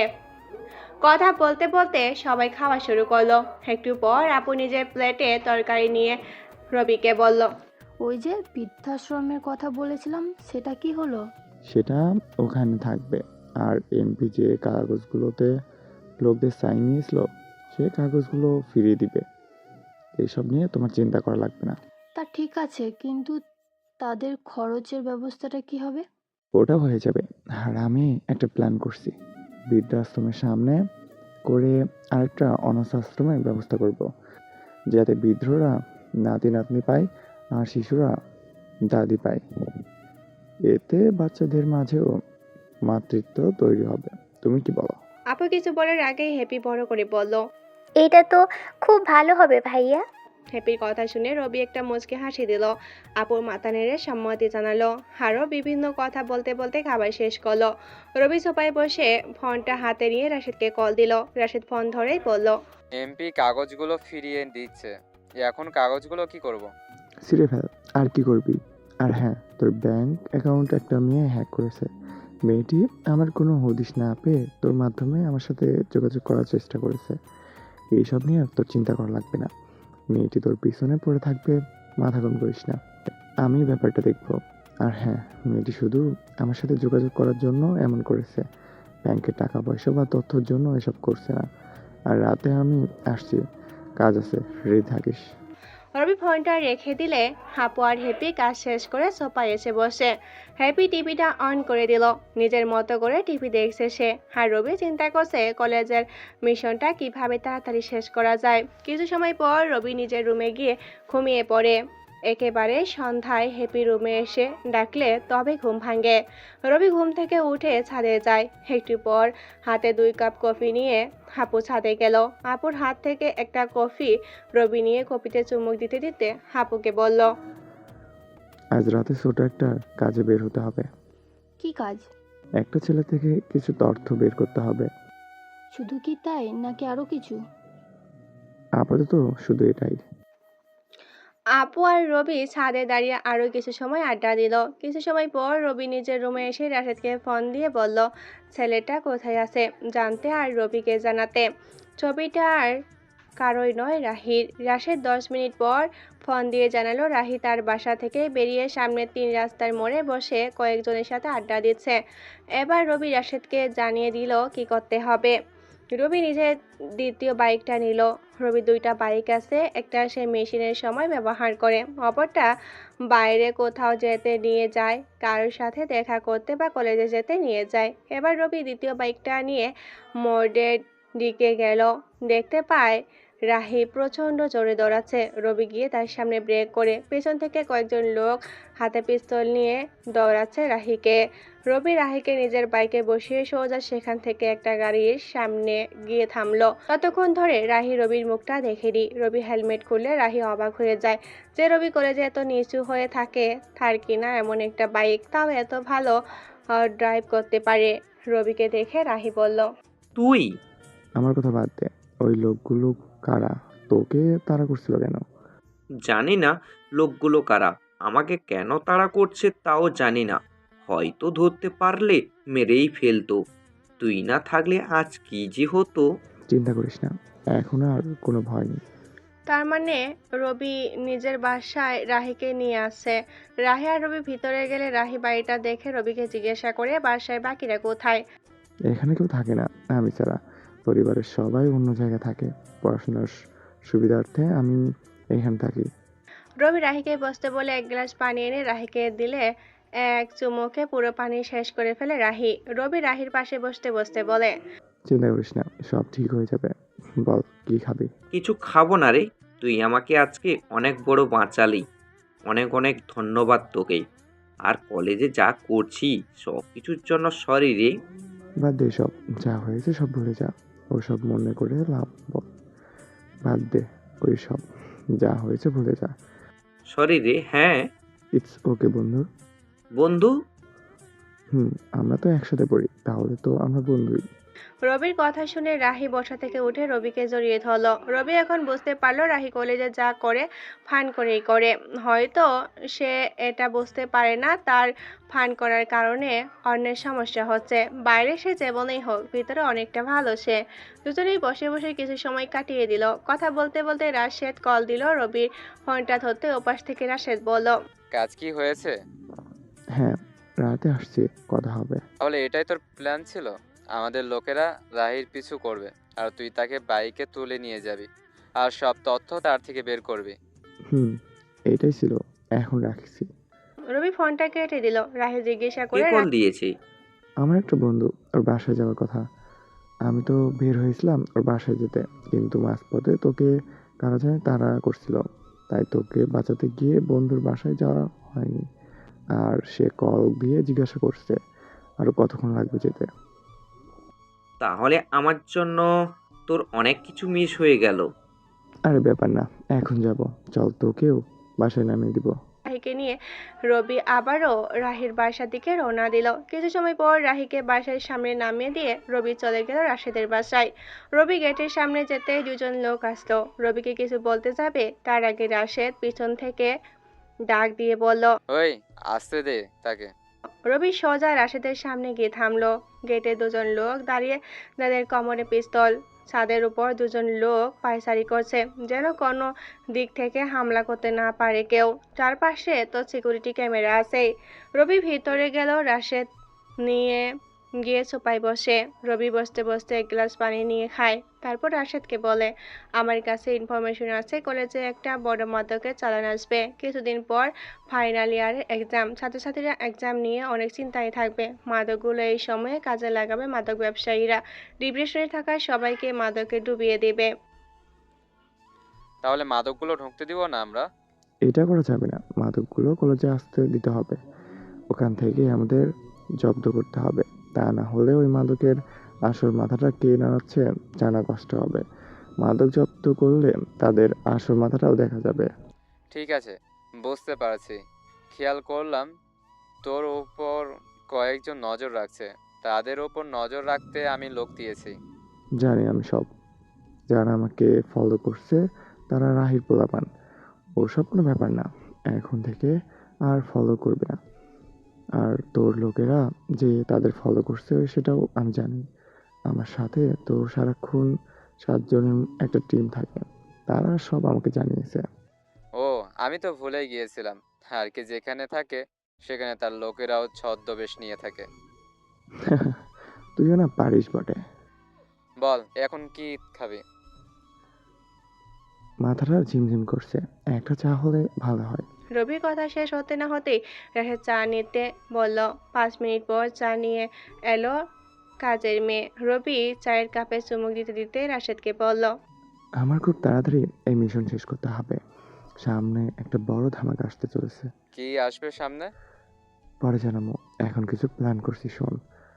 আমার আরো কিছু গার্ড লাগবে যারা আমার বলা লোকদের ফলো করবে। অবশ্যই তাদের প্রত্যেককে ভীষণ চালাক হতে হবে, ভালো শুটারও হতে হবে। অদক্ষ কাউকে রাখা যাবে না। তো টিমে একজন ভালো পারদর্শী সব কাজে, কি যেন নাম? জাকির? আরে না, আরেকটা। জয়? হ্যাঁ হ্যাঁ, জয়। জয়কে আমার লাগবে। সে দেখতে যেমন স্মার্ট, কাজেও তেমন স্মার্ট। সেদিন একটা মিশনে দেখলাম বীরের মতো কাজ করছে সে। আর একটু ভালো করে সব শিখিয়ে দে তাকে। সামনে ওর ভালো কিছু দেখছি আমি। কোনো ব্যাপার না, আমি ওকে নিজের সব দেখিয়ে দেব। রাশেদ আর রবি আরো কিছু সময় কথা বলে রবির হেলমেট নিয়ে নিজের বাসার দিকে রওনা দিল। কিছুটা পথ গেলে আপু ফোন করে। রবি ড্রাইভ করছিল তাই বুঝতে পারেনি। বাসায় গিয়ে কলিং বেল দিতেই ফোনটা হাতে নিয়ে দেখে আপু 2টা কল দিয়েছে। এদিকে আপু এসে দরজা খুলে দিলে রবি ফোনের দিকে তাকিয়ে বলে, তুমি 2টা কল দিছো? এত রাতে বাইরে থাকাটা ঠিক না।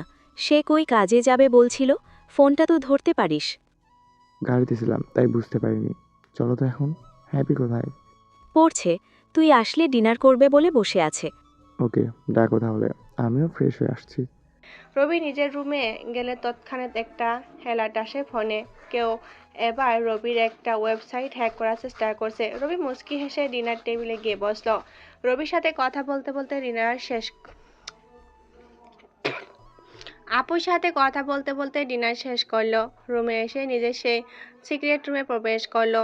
পরপর 3টে কম্পিউটার ওপেন করলো। কিছু সময় কিবোর্ডে হাত চালিয়ে বুঝতে পারলো এটাই সেই হ্যাকার যে রাশেদের ব্যাংক অ্যাকাউন্ট হ্যাক করেছে। মানে এটাই সেই অহনা। রবি এবার নিজ থেকে অহনার সাথে যোগাযোগ করতে চাইলো। কিভাবে বা করবে? রবি অহনার পুরো সিকিউরিটি সিস্টেমে এবং কম্পিউটার অ্যাক্সেস নিয়ে নিল। অহনার কম্পিউটারে যাবতীয় তথ্য কপি করে নিয়ে রবি কম্পিউটার ছেড়ে উঠে গেল। এখন অহনার কম্পিউটারে কি কি ছিল এগুলো দেখার পালা। সিক্রেট রুম ছেড়ে নিজের বেডরুমে এসে হাতে থাকা পেন ড্রাইভ ল্যাপটপে লাগিয়ে দেখা শুরু করলো অহনার তথ্যগুলো। বেশ তথ্য কিছু সেখানে আছে, কিন্তু কাজের তথ্য নাই বললেই চলে। যখন শেষ ফাইলে ঢুকলো তখন একটা নাম্বার দেখতে পেল। ওই নাম্বারে ক্লিক করলে আর কোনো কিছুই আসছে না। এবার রবি বুঝতে পারলো এই ফাইল খালি, কিন্তু এরপরও কেমন যেন একটা খটকা লাগলো। রবি এরপর কয়েকবার ক্লিক করলো, ফাইলটা ওপেন হয়, তবে ভিতরে কিছু কোড ছাড়া আর কিছুই নেই। রবি এইসব নিয়ে পরে ভাববে চিন্তা করে ল্যাপটপ পাশে রেখে ঘুমিয়ে গেল। সকালে ঘুম থেকে উঠে ফ্রেশ হয়ে নাস্তা করতে গেলে টিভিতে একটা খবর শুনে মুচকি হাসি ওঠে। রাশের মাথা পেয়েছিল, তার শরীরের বাকি অংশগুলো পুলিশ পেয়েছে এবং শরীরের একটা অংশে লেখা আছে আরকে। আর এই আরকে নিয়ে আজ বের হয়েছে ম্যাগাজিন। এই খবর শুনে রাহি মুচকি হাসল। হ্যাপি তো বলেই বসলো রবিকে যে ম্যাগাজিন বের হয়েছে তা যেন ওর জন্য একটা আনে। হ্যাপি এখনো জানি না যাকে নিয়ে এত আলোচনা সমালোচনা চলছে, যে আরকের নামে ম্যাগাজিন ছাপানো হচ্ছে সে আর কেউ নয়, তার ভাই রবি।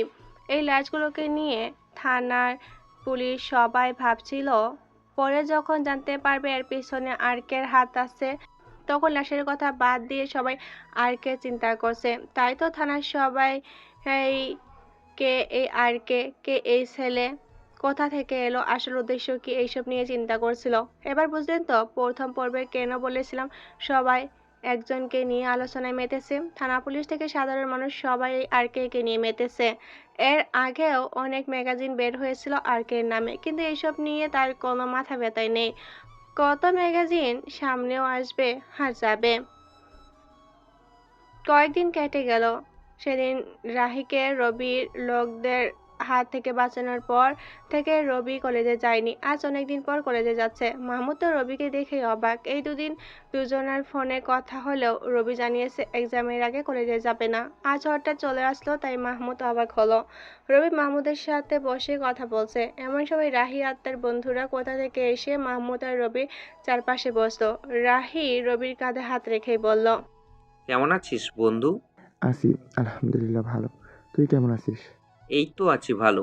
শোন, এখন আর আমি আগের মতো কাউকে মুরগি বানাই না, কারোর সাথে খারাপ ব্যবহারও করি না, একেবারে ভালো হওয়ার চেষ্টা করছি। শুধু তুই একা ভালো হলে হবে না, চারপাশে তোর বন্ধুগুলোকেও ভালো করতে হবে। তুই যেভাবে করছিলি ওইভাবে কখনো নেতৃত্ব দেওয়া যাবে না। নেতৃত্ব দিতে ভালো পথ ধরতে হয়। হ্যাঁ রে, আমি এই কয়েকদিনে এসব নিয়ে ভাবছিলাম। রবি মাহমুদ আর বাকিদের বলল সেখানে বসতে, আর রাহিকে বলল একটু সাইডে যেতে। রাহি রবির কথা মতো সাইডে গেল। রবি রাহিকে বলল, দেখ ভাই, আমি কখনো চাই না তুই কখনো খারাপ পথে যাস। সেদিন আমি তোকে হয়তো বাঁচাতে পেরেছিলাম, কিন্তু এভাবে কে আর তোকে বাঁচাতে যাবে বল? আমি কিছু বিষয় জানতে পেরেছি।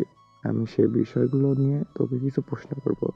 তুই মন চাইলে উত্তর দিবি, না চাইলে দিবি না। বল, কি জানতে চাস? কলেজ সহ আশেপাশের সব এলাকার মাদকের চালান হয়, যা তুই ভালো করে জানিস। আমি জানতে চাই এসব কার হাত দিয়ে আসে আর কাদের কাছে পৌঁছে। রবির এমন প্রশ্ন শুনে রাহি বড় বড় চোখ করে তাকিয়ে আছে চারিদিকে। রাহির এমন ভয়ানক চাহনি দেখে রবি বলল, দেখ, ভয় পাওয়ার কোনো কারণ নেই। আমি এসব জানতে চাই না। শুধু এটা জেনে রাখ, তোর জন্য অনেকে ডিপ্রেশন থেকে এইসব মাদক সেবন করছে।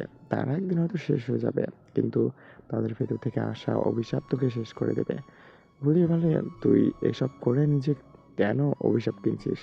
যার জন্য এসব করছিস সে কি তোর জন্য কিছু করবে, বা কখনো কিছু কি করেছে? এটা একটা কথা চিন্তা করে দেখ। সেদিন তোকে কারা তাড়া করছিল, সেই সব চাইলে বের করতে পারতো। তুই যার জন্য কাজ করছিস সে কিন্তু তা করেনি। কেন জানিস?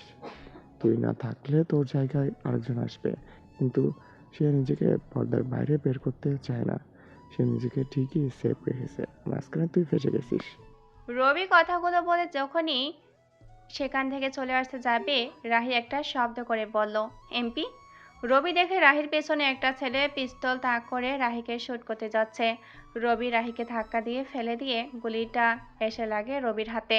শুট করার লোকটা সেখান থেকে পালিয়ে যায়। রবির লোকেরা তার পিছু নিতে চাইলে রবি ইশারায় নিষেধ করে, কারণ রবির লোকেরা তার পিছু নিলে এতদিনের সব প্ল্যান ভেসে যাবে। রাহি আর তার বন্ধুরা মিলে রবিকে হসপিটালে নিয়ে আসে। রবিকে কেউ শুট করেছে শুনে রাশেদ তার পুরো টিম নিয়ে রেগে মেগে আগুন। লোকেদের আদেশ করলো যে রবিকে শুট করেছে তাকে 1 ঘন্টার মধ্যে ধরে আনার জন্য।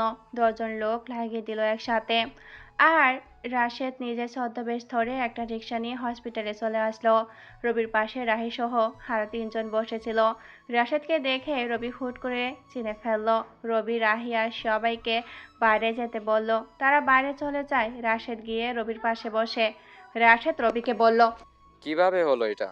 আরে, আমাকে শ্যুট করতে চায়নি, রায়কে শ্যুট করছিল। আমি তাকে বাঁচাতে নিজে গুলি খেলাম। লোক লাগিয়ে দিয়েছে। কিছু সময়ের মধ্যে আমাদের লোকেরা শুট করার লোককে নিয়ে আসবে। তুই এখানে না আসলেও পারতি। তুই হসপিটালের বেডে থাকবি, আমি কিভাবে আমার বাসায় থাকি বল? তাছাড়া তোর চারপাশে থাকা আমাদের লোকগুলো কি করছিল? কেউ শুট করেছে আর তারা দাঁড়িয়ে দাঁড়িয়ে দেখছিল নাকি? রবি, এটা অনাকাঙ্ক্ষিতভাবে হয়েছে। আর আমি তাদের সবাইকে নাস্তা করতে যেতে বলেছি। একজন ছিল শুধু, সেও অনেকটা দূরে ছিল, তাই খেয়াল করেনি। বুঝতে পারছি। এবার তাহলে এদের পাল্টে দিতে হবে। দায়িত্বের প্রতি অবহেলা করাটা কতটা খারাপ সেটা আমি তাদের বুঝিয়ে দিব। তাছাড়া তোর কাছেও তো পিস্তল ছিল, তুই কেন শ্যুট করলি না? আরে আমি যদি শ্যুট করতে যাই তাহলে আমার পুরো মিশন পাল্টে যাবে। তাই এমনটা না করেছিলাম। তাছাড়া আমার লোকেরা তার পিছু নিতে চেয়েছিল, কিন্তু আমি না করেছি। এখন ডাক্তার কি বললো? ডাক্তার আর কি বলবে, একটু বিশ্রাম নিয়ে বাসায় চলে যেতে বলবে, এই আর কি। ঠিক আছে, তুই রেস্ট নে। আমি এখানে বেশিক্ষণ থাকবো না, আমি লোক নিয়ে আসি, তোকে তারা বাসা পর্যন্ত পৌঁছে দেবে। দরকার নেই এসবের, তুই চলে যেতে দরকার নেই এসবের, তুই চলে যেতে বল তাদের, আমি বাসায় চলে যাব। তোর দরকার নাই, আমার আছে। এখন আপু তোর ব্যাপারটা জানে না, জানলে আমাকে কি বলে আল্লাহ জানে। কিছু বলবে না, আমি আপুকে সব বুঝিয়ে বলবো এটা শুধুমাত্র একটা অ্যাক্সিডেন্ট, এখানে আমাকে মারার কোনো প্ল্যান ছিল না। তারপরেও আপু বলবে এত লোক দিয়ে চারপাশে, কাজটা কি হচ্ছে? হয়েছে, এত কিছু ভাবতে হবে না, তুই শুধু বাসায় যা, আর যে লোকগুলোকে রেডি করতে বলেছি তাদের তাড়াতাড়ি রেডি কর। ঠিক আছে, আমি আসি, রাতে কল দিব। ওকে, সাবধানে যাস। ঠিক আছে। রাশেদ বাসায় চলে গেল। রাহি সহ বাকিরা আবারও রুমে প্রবেশ করলো। রাহি এসে রবিকে জিজ্ঞাসা করলো, লোকটা কে? কি এত কথা হলো? ওই যে সেদিন তোকে বলছি না, একটা বন্ধুর বাসায় যাওয়ার সময় তোকে কারো যেন তাড়া করছিল, আমার ওই বন্ধুটার বাসায় যাচ্ছিলাম তখন বুঝতে পারছি। আচ্ছা চল এখন বাসায় যাই, আমাকে একটা রিক্সা ডেকে দে, আমি একাই বাসায় চলে যেতে পারবো। না, এভাবে একা আমি তোকে ছাড়তে পারবো না। তুই আমার জন্য গুলি খেয়েছিস, তোকে ছাড়তে পারবো না আমি একা একা। তুই আমার বাসায় যাবি এখন, ব্যাস। আরে না, তোর বাসায় কেন যাব, আমার বাসায় আমি যাব, কোনো সমস্যা হবে না আমার।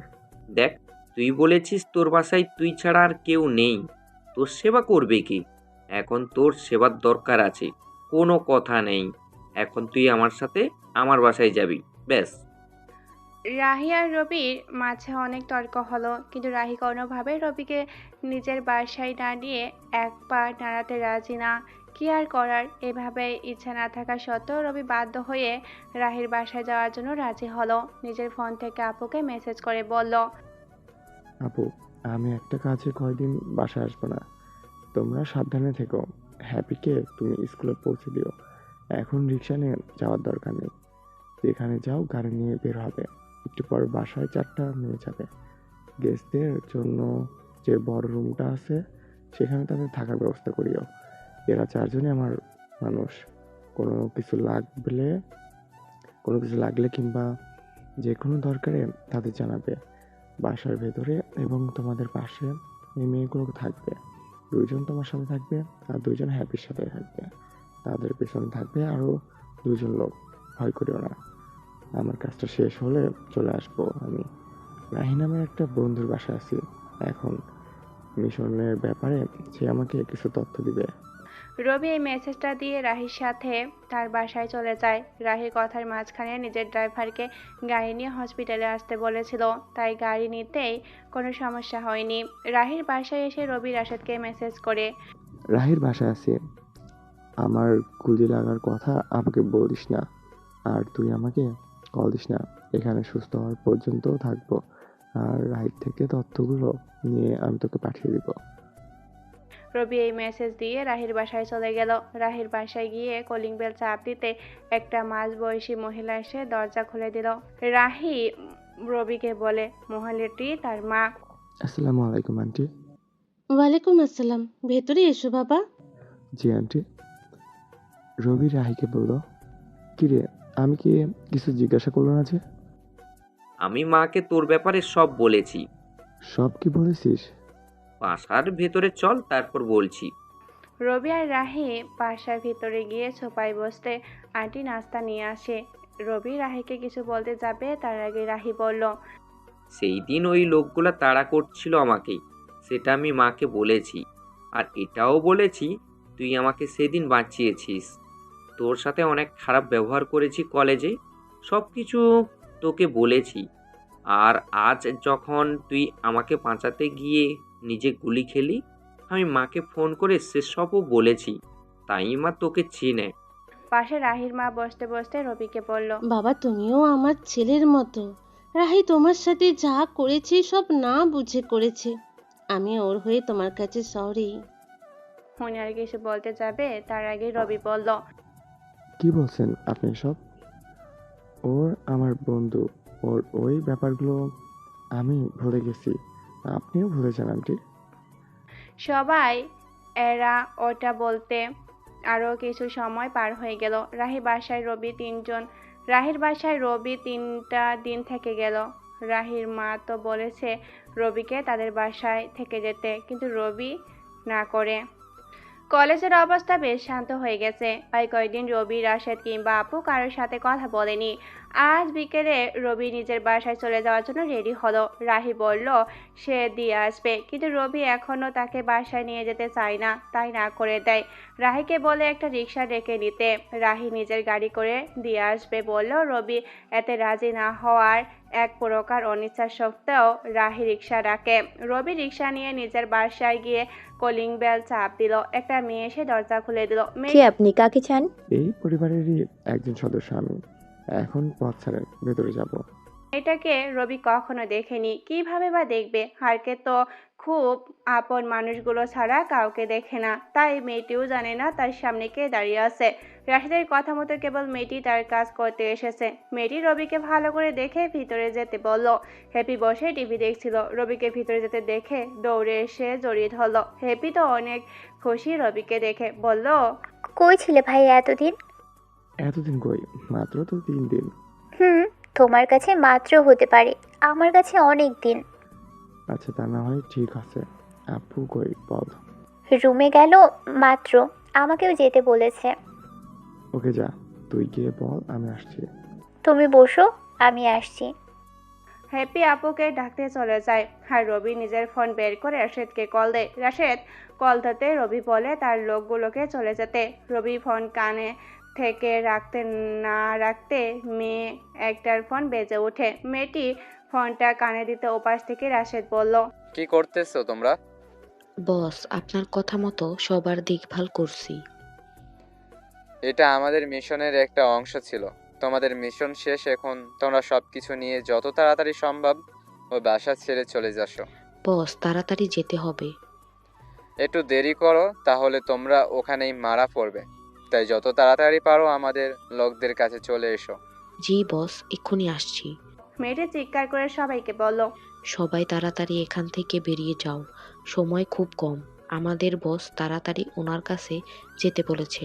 1 মিনিট সময়, সবাই সবকিছু নিয়ে বেরিয়ে পড়ো। মেয়েটির এমন কথা শুনে বাকিরা দৌড়াতে শুরু করে দিয়েছে। হ্যাপি আর আপু রবির দিকে তাকিয়ে আছে। রবি ইশারায় আপুকে কিছু বোঝাচ্ছে। আপু হ্যাপিকে সোফায় বসতে বলে। রবি গিয়ে হ্যাপির পাশে বসে ছোট্ট করে বলল, এত ভয় কিসের? হ্যাঁ, আমি আছি তো। মেয়েগুলো দ্রুত গাড়ি দিয়ে রাশেদের কাছে চলে গেল। এদিকে হ্যাপি রবিকে বলল, মেয়েগুলো কারা ছিল ভাইয়া? মেয়েগুলো দ্রুত গাড়ি নিয়ে রাশেদের কাছে চলে গেল। এদিকে হ্যাপি রবিকে বলল, মেয়েগুলো কারা ছিল ভাইয়া? আমার একটা বন্ধু আছে, ওকে বলেছিলাম আমি বাসায় থাকবো না কয়েকদিন, তাই তাদের নিরাপত্তার জন্য আমি বলেছিলাম মেয়েগুলোকে পাঠাতে। মানে মেয়েগুলো সিক্রেটভাবে নিরাপত্তা দিয়ে যায় ভিআইপি কাউকে। আমি কোথাও বের হলে দেখতাম আমার সাথে এদের মধ্যে 2 জন থাকতো। আবার এটাও দেখতাম এই মেয়েদের পিছনে আরও 2 জন লোক থাকতো, সারাক্ষণ আমাদের ফলো করতো। ওরা কারা ছিল? ওরা আমার বন্ধুর লোক ছিল। আমার বর্তমানে যাতে তোদের কোনো সমস্যা না হয় তাই এটা করেছে। হ্যাপি তো এইসব শুনে অবাক, আরও বেশি অবাক হলো যখন শুনলো এখন থেকে হ্যাপির জন্য 2 জন গার্ড থাকবে। আর যেখানে যার গার্ড নিয়ে যাবে, আর যেখানে যায় গার্ড নিয়ে যাবে। আপু সেই শুরু থেকে রবির দিকে তাকিয়ে আছে, কিছু তো বলছে না, বরং কেমন জানি সন্দেহান চোখে তাকাচ্ছে। রবি চিন্তায় পড়ে গেল, কোথাও আবার রাশেদ কিছু বলে দেয়নি তো। আপু আমার দিকে তাকিয়ে আর কি ভাবছো? ভাবছি তুই এতদিন বাইরে থাকার পরেও একটা কল দিই নাই কেন? কিছু একটা তো হয়েছে, সেটা বোঝার চেষ্টা করছি। আরে না, কিছু হয়নি। চা দাও, পারলে অনেকদিন তোমার হাতে চা খাওয়া হয়নি। তোরা বসে কথা বল, আমি নিয়ে আসছি। আপু চা আনতে গেল। হ্যাপি বলল, ভাইয়া আমার জন্য ম্যাগাজিন আনো নাই যে? কোন ম্যাগাজিন আবার? ওই যে আরকের নতুন একটা ম্যাগাজিন বের হয়েছে, ওইটা। আজকে এনে দিব, সমস্যা নেই। আপু চা নিয়ে এলো। 3 জন বসে চা খেতে খেতে অনেক গল্প করলো। সন্ধ্যা হলে রবি নিজের ব্যাগটা নিয়ে বেরিয়ে পড়লো। একটা ম্যাগাজিন নিয়ে আসার সময় ঘটলো বিপত্তি। আশা এসে রাত 12টার নিউজ শুনতে বসলো। ব্রেকিং নিউজ, আজ সন্ধ্যায় একসাথে 2টা লাশ পাওয়া গেছে রাস্তায়। তাদের কেউ খুন করেছে, পরীক্ষা করার জন্য লাশ দুটি পুলিশ নিয়ে যাচ্ছে। পরবর্তী আপডেট পেতে চোখ রাখুন আমাদের চ্যানেলে। খবরটি শুনে রবি একটু মুচকি হাসলো। এই হাসির মানে বেশ ভয়ঙ্কর কিছু হবে সামনে। রাত 1টা, ফোন দিল রাশেদকে। রাশেদ ফোন ধরতে রবি বলল, কিরে কই আছিস? বাসায় কোনো কিছু হয়েছে? কাল থেকে আমি যে 7জন লোকের কথা বলছিলাম তাদের চাই, কিছু বাকি থাকলে শিখিয়ে ফেল। সব যেখানে শেষ, এখন তোর কাছে যাওয়ার জন্য অপেক্ষা করছে। জয়কে টিমের লিডার বানিয়ে দে, আর সবকিছু ভালো করে তাকে পুনরায় বুঝিয়ে দে। সব ঠিক করে বুঝিয়ে দেব। রাহিত থেকে জানতে পারলাম কলেজে যে মাদক নিয়ে কাজ হয় সব এমপির লোকেরা আনে। এমপির কথায় কলেজে এবং আশেপাশে এলাকায় মাদকে ভরিয়ে দেওয়ার তাদের উদ্দেশ্য। আমি 2 দিনের মধ্যে এমপির সব বেআইনি কাজের তথ্য চাই। আর যে লোকটা সেদিন কলেজে গুলি করেছে তার কি খবর? আমাদের লোক তো ওই দিনই তাকে ধরে নিয়ে আসে। ঠিক আছে, আমি কাল বিকেলে আসছি। রবি ফোনটা রেখে দিয়ে ঘুমিয়ে গেল। গভীর রাত, ঘুমে মগ্ন রবি। এমন সময় ফোনে কিছু মেল আসলো। রবি ঘুমিয়েছিল তাই বুঝতে পারিনি। সকালে ফোন হাতে নিল, মেলগুলো দেখে অবাক হয়। সব রাশেদের মেল। এমপি যাবতীয় তথ্য এখানে আছে। রবি একটা মুচকি হাসি দিয়ে কলেজের দিকে বেরিয়ে গেল। কলেজে ঢুকতেই রাহি এগিয়ে এলো। কিরে বন্ধু, ঠিক আছিস তো তুই? আমি ঠিক আছি, তুই কেমন আছিস? আমি ভালো। একটা ঝামেলা হয়ে গেছে বন্ধু। কি হয়েছে? ওই দিন যে লোকটা আমাকে গুলি করতে চেয়েছিল, ওই লোকটাকে কোথাও খুঁজে পাচ্ছি না। আমি জানতে পেরেছি এমপি ওই লোককে পাঠিয়েছে আমাকে মারার জন্য, কিন্তু তুই সেদিন গুলির সামনে গিয়ে আমাকে বাঁচালি। এমপি এখন মনে করছে ওই লোকটাকে আমরা কিছু করেছি। আমাকে ফোন দিয়ে হুমকি দিয়েছে, যদি লোকটাকে অক্ষত অবস্থায় ফিরিয়ে না দিই তাহলে আমাকে শেষ করে দিবে। এত সোজা না সব, আমি আছি না, দেখবি এমপি নিজে শেষ হয়ে যাবে। তা মাহমুদ কোথায়? ক্লাসে আছে, চল আমিও ক্লাস করব। চল। রবি, রাহি আরও কয়েকজন হাঁটতে হাঁটতে ক্লাসের দিকে যাচ্ছে। তখনই নাহিমার আগমন। নাহিমাকে দেখে রবি না দেখার ভান করে চলে যেতে লাগলো। নাহিমা বলল, এই ছেলে শোন। রবি তাও না দাঁড়িয়ে নিজের মতো করে চলে যেতে চাইলে নাহিমা নাম ধরে ডাকে। রবি থেমে যায়, পিছনে ফিরে নাহিমার দিকে তাকিয়ে বলে, জি, আমাকে কিছু বলছেন? তোমাকেই বলছি। জি বলুন। কেমন আছো তুমি? আলহামদুলিল্লাহ ভালো। আর কিছু?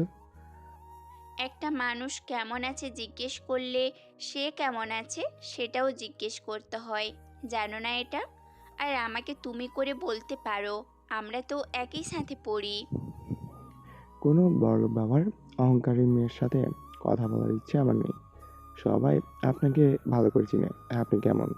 আরে সবাই কিভাবে চেনে জানি না, তুমি যেমনটা বলছো তেমন কিচ্ছু না। আমার একটু রাগ বেশি, তবে অহংকারী সেটা নই।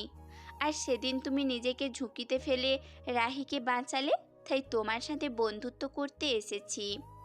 সরি মিস, আমি সবার সাথে বন্ধুত্ব করার যোগ্যতা রাখি না। তুমি একটু বেশি বুঝো। নাহিমের কথা উত্তর না দিয়ে রবি মাহমুদ আর রাশেদকে কল দিয়ে বলল, এখানে দাঁড়িয়ে না থেকে চল তো, যত আছে এরা। রবি সামনের দিকে তাকিয়ে হাঁটতে শুরু করলো। বাকিরাও তার পিছনে পিছনে ক্লাসে চলে যায়। সবাই গিয়ে পিছনের দিকে বসে। রবির 2 সিট পাশে একটা সিট খালি ছিল, আর একদম সামনে যেটায় নাহিমা বসে সেটাও খালি, আর পেছনে কিছু সিট খালি আছে।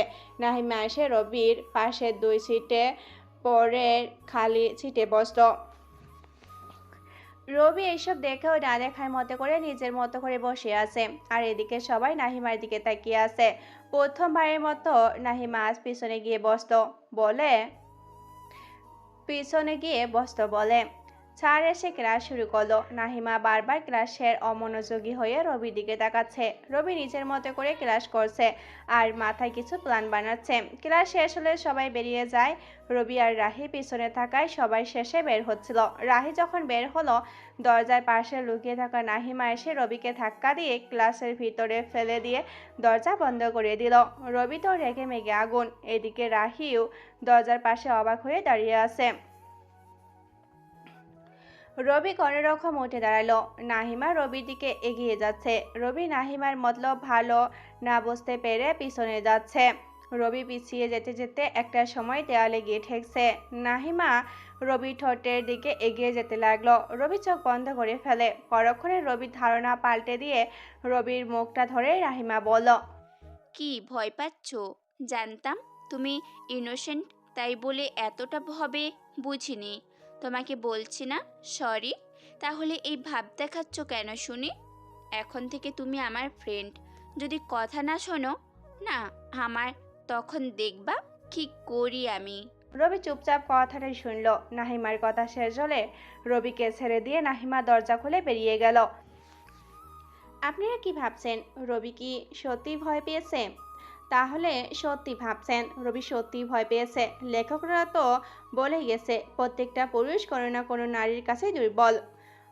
রবি দুর্বলতা নাহিমা নামক শব্দটা। নাহিমা নামক মেয়েটার কাছেই রবি দুর্বল। সেই প্রথম দিন কলেজে দেখার পর রবি মেয়েটাকে নিজের অজান্তেই ভালোবেসে ফেলে।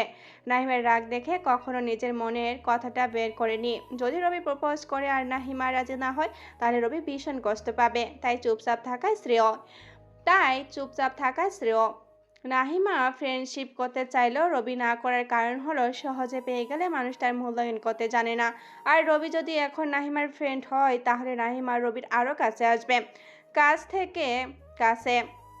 একটা সময় নাহিমা রবি কল ভালোবেসে ফেলবে। তাই রবি এই সুযোগটা কাজে লাগাতে চায়।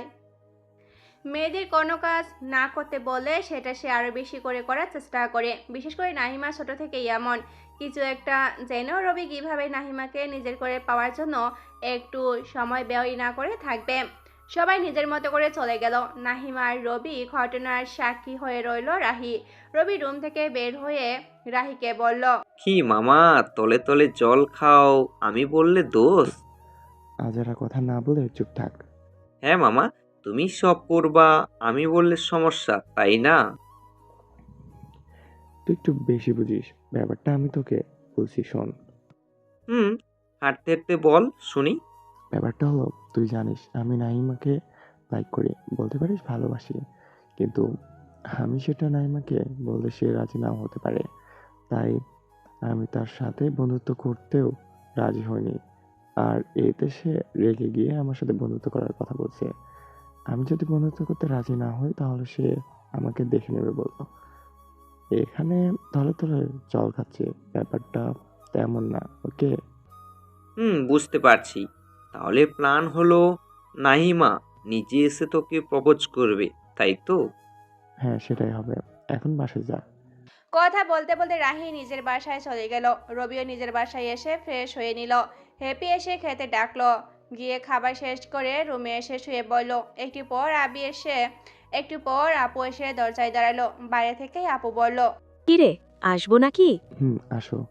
কি করিস? কিছু না, মাথাটা একটু ব্যথা করছে। কিছু বলবা নাকি?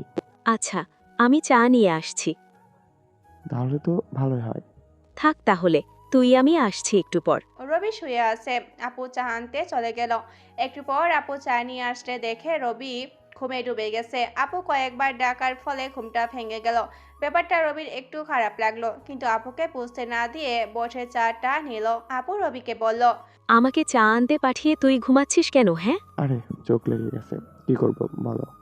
হয়েছে, চা খেয়ে নে।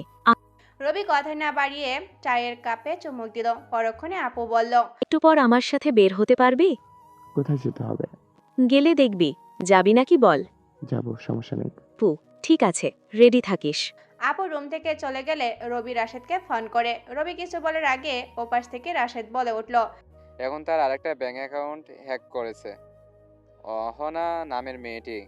রাশেদ নিজেও হ্যাকারের ব্যাপারে ভালো জ্ঞান রাখে, তাই সে বুঝতে পারছে কাজটা কে করলো। এবার রবির ইচ্ছা হলো মেয়েটির সাথে কথা বলার। বিকালে আপুর সাথে বের হলে দেখে আপু আগের সেই বৃদ্ধাশ্রমে এসে থামছে। ভিতরে গিয়ে সবার সাথে কথা বলছে। রবি একটু দূরে দাঁড়িয়ে রাশেদের সাথে ফোনে কথা বলছে। হঠাৎ রবি খেয়াল করে একটা লোক ছাদে দাঁড়িয়ে আপুর দিকে তাকিয়ে আছে। পরক্ষণে দেখা যায় লোকটা একটা রাইফেল বের করে আপুর দিকে নিশানা করছে। রবি এবার বুঝতে পারলো কেউ আপুর আসার কথা আগে থেকেই জানতো আর আপুকে মারার প্ল্যান করেছে। রবি আপুকে চিৎকার করে বলে সরে যেতে। অজ্ঞাত লোকটি যখনই শুট করতে যাবে তার আগে রবি নিজের কোমর থাকা হ্যান্ড গান দিয়ে লোকটাকে শুট করে বুকের ডান পাশে গুলি লাগায়, ফলে লোকটার হাত থেকে রাইফেল পড়ে যায়। রবি দৌড়ে গিয়ে আপুর পাশে দাঁড়ায়। বৃদ্ধাশ্রমের গেট দিয়ে 4 জন লোক ঢুকে। লোকগুলো আর কারা নয়, রবির লোক। তারা বাইরে ছিল, সারাক্ষণ তো রবির সাথে তারা থাকে, কিন্তু রবি তাদের নিষেধ করেছিল ভিতরে যেতে, তাই ওই অঘটন ঘটল।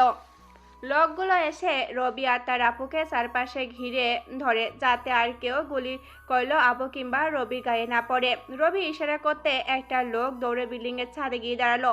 অজ্ঞাত লোকটার পায়ে আর একটা শুট করে চারপাশে একবার চোখ বুলিয়ে নিল। পাশের বিল্ডিং এ আরো সন্দেহজনক কাউকে দেখতে না পেয়ে অজ্ঞাত ব্যক্তির কাছে যেতে যেতে দেখলো লোকটি নিজের পকেট থেকে কোনো একটা ট্যাবলেট বের করে মুখে দেওয়ার চেষ্টা করছে। রবির লোকটা ওই অজ্ঞাত ব্যক্তি থেকে দূরে থাকার সময় পাবে না লোকটার হাত থেকে ট্যাবলেটটা নেওয়ার, তাই অজ্ঞাত ব্যক্তিটার হাতে একটা শুট করে ট্যাবলেটটি ফেলে দিল। রবি আর তার লোকেরা গাড়িতে গিয়ে বসলো। রবি আর আপু পিছনের সিটের, ড্রাইভার আর একটা লোক সামনে। পিছনের গাড়িতে করে অজ্ঞাত লোকটি সহ বাকি 2 জন লোক পিছনে রবির আর একটা গাড়িতে উঠল। রবি কথা মতো অজ্ঞাত লোকটিকে হাসপাতালে নিয়ে গেল আর রবি এবং আপু বাসায় চলে আসলো। আপু মোটেও বিচলিত হয়নি এই ঘটনায়, কারণ আপু জানতো এমন কিছু হলে রবি এবং তার লোকেরা আশেপাশে থেকে বেরিয়ে আসবে, এবং তাই হলো। আপু আর রবি বাসায় এসে সোফায় গিয়ে বসলো। হ্যাপি অবাক হয়ে তাকিয়ে আছে। রবির হাতে যে তখন থেকে পিস্তলটা আছে তার মনেই নেই। হ্যাপি রবির সামনে গেলে রবি হ্যাপিকে বলল পানি দিতে। হ্যাপি চোখ বড় বড় করে তাকিয়ে আছে। পরক্ষণে রবি নিজের হাতে থাকা পিস্তলের দিকে খেয়াল করে, দেখে সেটা এখনো হাতেই আছে। রবি তড়িৎ গতিতে পিস্তলটা নিজের কোমরে গুঁজে নেয়। হ্যাপি কাঁপা কাঁপা গলায় বলে, হাতে ওঠে কি তোমার? ভয় পেয়েছিস তাই না? আরে পাগলি, ওটা খেলনা পিস্তল। তোর সাথে প্র্যাঙ্ক করছিলাম, সত্যি ভয় পেলি? ভাইয়া, আমি অতটাও ছোট নই, কোনটা আসল আর কোনটা নকল চিনবো না। আরে আমি আসল পিস্তল কই পাবো? এটা তো আপুর প্ল্যান ছিল, তোর সাথে প্র্যাঙ্ক করবে। তো আপুকে জিজ্ঞাসা কর। রবি কথাটা বলে শেষ করতে হ্যাপি আপুর দিকে তাকায়। আপু রবির কথায় তাল মিলিয়ে কথা বলা শুরু করে। রবি সোফা থেকে উঠে নিজের রুমে চলে যায়। এইদিকে হ্যাপি আপুকে বলল, আপু, এটা কি সত্যি? আপু, হ্যাঁ, তোর সাথে ছোট্ট একটা প্র্যাঙ্ক করলাম। দেখলাম তুই কেমন ভয় পাস, যদিও তেমন একটা ভয় পাসনি, শুধু অবাক হলি। তুমি মিথ্যা বলছো, ওটা সত্যি পিস্তল ছিল। আর তুমি ঘেমে গেছো, ভাইয়াও দেখলাম ঘেমে আছে। সত্যিটা কি বলো? সত্যিটা হলো তুই কেমন ভয় পাস দেখার জন্য এই খেলনার পিস্তল দিয়ে মজা করলাম। হ্যাপি আপুর কথায় বিশ্বাস করতে না পেরে রবির রুমে গিয়ে দাঁড়ালো। রবি তখন ফোন কানে দিয়েছিল। হ্যাপিকে দেখেই বলল, কিরে, কিছু বলবি? কলটা রাখো, তারপর বলছি। হ্যাপির কথা শুনে ওপাশে থাকা রাশেদ মুচকি হেসে কল রেখে দিল। রবি ফোনটা কান থেকে নামাতেই হ্যাপি বলল, তোমার পিস্তলটাও। ওটা খেলনা, তুই ছোট বাচ্চা নাকি ওটা নিয়ে খেলবি? আমি খেলার জন্য চাই নাই, দাও, ওটা আমি দেখবো। রবি নিজের কোমর থেকে পিস্তল বের করে হ্যাপির হাতে দিয়ে বলল। দেখ খেলনাই। হ্যাপি ভালো করে দেখেই বলল, আসলেই তো খেলনা। তাহলে তোমরা এত ঘেমে গেলে কেন? বাইরে কি কিছু হয়েছে? না, কিছু হয়নি তো। আর পিছে তোকে এত কিছু বুঝতে হবে না। তোকে যা, তো আমার কাজ আছে। হ্যাপি চলে গেলে রবি একটা স্বস্তির নিঃশ্বাস ফেলে। আপনারা হয়তো ভাবছেন রবির হাতে তো আসল পিস্তল ছিল, তাহলে হ্যাপি চিনল না কেন? আসলে ব্যাপারটা হলো রবি জানতো হ্যাপি পুনরায় পিস্তলটা দেখতে চাইবে, তাই তো পানি না খেয়েও নিজের রুমে চলে আসে। আর রুমে এসে রবি আসল পিস্তলটা ড্রয়ারে রেখে দিয়ে খেলনার পিস্তল নিল, তাই হ্যাপি চিনে নাই। আর আপু তো রবির ব্যাপারে সব জানে, তাই আপু রবির কথায় হ্যাঁ মিলিয়েছে। হ্যাপি খেলনা পিস্তল নিয়ে রবির রুম থেকে বের হয়ে গেলে রবি আবারও রাশেদকে ফোন করে অজ্ঞাত লোকটির যাবতীয় তথ্য নিতে বলে। রাশেদ জানায় লোকটির অতিরিক্ত রক্তক্ষরণের ফলে অজ্ঞান হয়ে আছে, ঘণ্টাখানিক পর জ্ঞান ফিরলে তথ্য নিতে পারবে। রবি ফোন রেখে দিয়ে কম্পিউটারের সামনে গিয়ে বসে। অবশ্য প্রতিবারের মতো দরজা লক করে সিক্রেট রুমে প্রবেশ করে, তবে কম্পিউটার ওপেন করেছে। আগের কাজটা শেষ করতে আগের কাজটা শেষ করতে চায় রবি, তাই কম্পিউটার ওপেন করে অহনা নামের মেয়েটির সাথে কথা বলার চেষ্টা করে।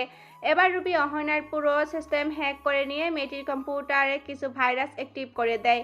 কোনো কারণে অহনা মাউসে হাত লাগালে সাথে সাথে অহনার ছবি রবির কাছে চলে আসবে, আর মাউস ছাড়া কাজ করলে ছবি পাবে না। আর কোনো ইউজার মাউসে হাত না দিয়ে কাজ করবে না, শুধু যে কিবোর্ডের উপর কাজ করবে এমন কেউ নাই বললেই চলে। রবি অহনের কম্পিউটারে ভাইরাস অ্যাক্টিভ করে দিল, নিজের মতো করে রুম থেকে বেরিয়ে আসে। সিক্রেট রুম থেকে বেডরুমে এসে ফোনটা নিয়ে রুম থেকে বেরিয়ে আপুর কাছে যায়। আপু সেই আগের মতো করেই বসে আছে, কি যেন ভাবছে। এমন ভাবতে দেখে রবি গিয়ে আপুর পাশে বসেই বলল, কি হয়েছে, এত কি ভাবছো? আজকের ঘটনা না ঘটলেও পারতো। ঘটে যখন গেছে কিছু তো ভেবে আর লাভ নেই।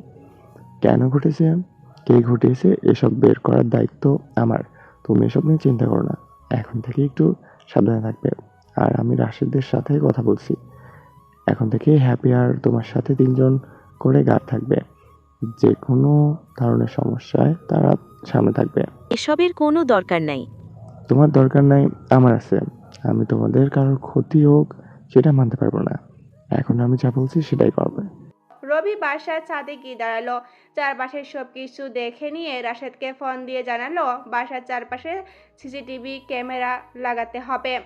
রাতের দিকে রবি সেই আর্কের পোশাক পরে প্রিয় বাইক নিয়ে বেরিয়ে পড়ে সোজা গিয়ে একটা পুরনো বিল্ডিং এর সামনে দাঁড়ায়।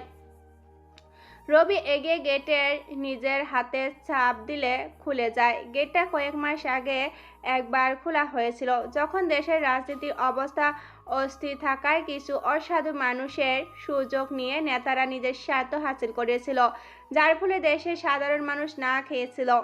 যারা 3 বেলা খেত তারা দুমুঠো খাবারের জন্য মারামারি শুরু করেছিল। এই পুরো বিল্ডিংটা বাইরে থেকে দেখে কখনো মনে হবে না এতটা অত্যাধুনিক। বাইরের দেওয়ালগুলো একদম পুরনো, এমনভাবে ডিজাইন করা হয়েছে বিল্ডিংটা।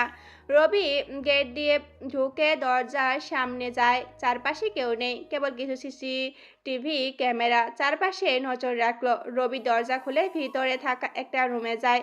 রবি নিচের দিকে একপাশে দেয়ালে ছোট্ট একটা সুইচ আছে, সেটাই ক্লিক করতে রুমের একটা দেওয়াল আপনা আপনি মাটির ভেতরে চলে যেতে থাকে। দেওয়ালটি পুরো মাটির নিচে চলে গেলে সামনে একটা বড় কাপড় দেখা যায়। রবি কাপড়টি সরিয়ে দেখে পৃথিবীর সকল অত্যাধুনিক অস্ত্র সজ্জিত পুরো রুমটা। রবি একটা লম্বা তরোয়াল হাতে বলিয়ে ফিস করে কি যেন বলল। সেখানে থাকা আরো কিছু অস্ত্র চেক করে দেখে রাশেদকে ফোন দিয়ে বলল একটা গাড়ি আর কিছু লোক নিয়ে সেখানে যেতে। অবশ্যই লোকগুলো পুরনো লোক নিতে বলেছে, যাতে পরবর্তী কোনো ঝামেলায় পড়তে না হয়। রবি একটা পিস্তল নিজের কোমরে গুঁজে নিল। একটু পর রাশেদ সহ কিছু লোক আসলে রবি সেখান থেকে বাইক নিয়ে চলে যায়। রবি বলে দিয়েছিল সেখানে থাকা সব অস্ত্র নিয়ে যেতে, আর সেগুলো যাবতীয় ব্যবহার লোকদের শেখাতে। রাত 9টা। রবি নিজের রুম থেকে বের হতে আপু বলল, আপু, কি রে, কোথাও বের হবি নাকি? একটু কাজ আছে, রাশেদের কাছে যাব। রবি রাশেদের কাছে গিয়ে বলল, যারা আমার উপর হামলা করেছে ওই 2 লোকের আমার সামনে যায়। 10 মিনিটের মধ্যে এখানে নিয়ে আসতে বলছি। কোথায় এখন ওরা? আমরা লোকদের কাছে আসে। তাহলে আমরা ওখানে যাই, চল। রাশেদ কোনো কথা না বলে গাড়িতে গিয়ে বসে। দুজন সেই কাঙ্ক্ষিত জায়গায় পৌঁছে গেল। রবি নিজের সব পোশাক আগে পরেছিল, শুধু মুখে মাস্কটা ছিল। রাশেদের লোকদের কাছে গিয়ে মাস্ক পরে রবি গাড়ি থেকে বেরিয়ে গেল। রবি মুখের মাস্কটা এক পাশে আরকে লেখা, হাতেও একটা লেখা। ভিতরে যেতে যেতে রবি লক্ষ্য করে সবাই তার দিকে ভয় নিয়ে তাকিয়ে আছে। রবি মনে মনে ভাবল, তোমাদের ভয় সম্মান দিতে শিখিয়েছে, আর তোমাদের সাহস আমাকে দিয়ে বরাবর চাই। রবি আর রাশেদ ভিতরে গেলে দেখে 2 জন লোক বেডে শুয়ে আছে। 2 জন ডক্টর তাদের চিকিৎসা করছে, সাথে 3 জন লোক হাতে রাইফেল নিয়ে পাহারা দিচ্ছে, যাতে চাইলে কেউ কোনোভাবেই এখান থেকে পালাতে না পারে, আর না কোনো তথ্য বাহিরে কাউকে জানাতে পারে। রবি আর রাশেদ যেতেই সবাই দাঁড়িয়ে গেল। বেডে শুয়ে থাকা 2 জন আগের মতো শুয়ে আছে। রবি ইশারা করতে ডক্টর আর রাশেদ লোকগুলো বাইরে চলে গেল। রুমে রবি, রাশেদ আর বেডে শুয়ে থাকা 2 জন লোক আছে। রবি একটা চেয়ারে বসলো। রাশেদ গিয়ে লোক দুটোকে চেয়ারে এনে বসালো।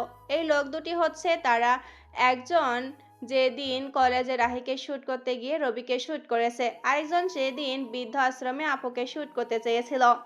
রবি দুজনকেই বলল, তোরা আগে রাশেদকে কি তথ্য দিয়েছিস সেটা আমি জানতে চাই না। এখন আমি যা জানতে চাই তার সঠিক উত্তরটাই দিবি। বল, তোদের কার নাম কি? একজন বলল রায়েশ, অপরজন বলল শান। যে আপুকে শ্যুট করতে চেয়েছেন সে রয়েস, আর যে রায়কে শ্যুট করতে চেয়েছে সে শান। নাম জানার পর রবি শানকে বলল, কেন রায়কে শ্যুট করতে চেয়েছিস? কে পাঠিয়েছে তোকে? কলেজে বেআইনি যা কাজ হয় সব এমপির কথায় হয়। রাহি কথাগুলো কাকে যেন বলে দিয়েছে। এমপি জানার পরে রাহিকে মেরে ফেলতে পাঠিয়েছিল, তাই আমি রাহিকে শ্যুট করতে গিয়েছিলাম। রবি আবার রয়েশের দিকে তাকিয়ে একই প্রশ্ন করলো। সেও বলল, বৃদ্ধাশ্রমটি এমপি দখল করতে চাইলে মেয়েটি কাকে যেন জানায়, এরপর এমপি সে জায়গা দখল করতে না পারলে মেয়েটিকে মেরে ফেলার কথা বলে আমাকে পাঠায়।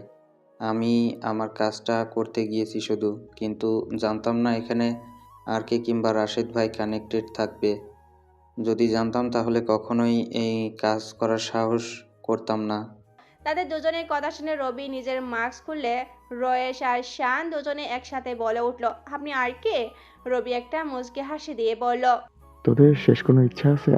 ভাই, আমাদের ভুল হয়ে গেছে, ক্ষমা করে দেন। যেটা পাবি না সেটা বলে লাভ কি? লাভ? তার চেয়ে উপরে গিয়ে ভালো থাক। পিছু নেওয়ার আগে কার পিছু নিয়েছিস সেটা জানা দরকার ছিল। Good bye. রবি নিজের পিস্তল বের করে দুজনকে শুট করে দিল। রাশেদকে রুমের বাইরে যেতে বললে সে চলে যায়। একটু পর রবি মাস্ক পরে সে রুমে থেকে বেরিয়ে আসে। রবিকে রাশেদকে বলে লাশ দুটি এমপির বাসার সামনে দিয়ে আসতে। কাজ শেষ করে রবি বাসায় চলে আসে। রাত তখন 11টা। নিজের সিক্রেট রুমে গিয়ে কম্পিউটার ওপেন করে দেখে একটা ছবি আসছে অহনার।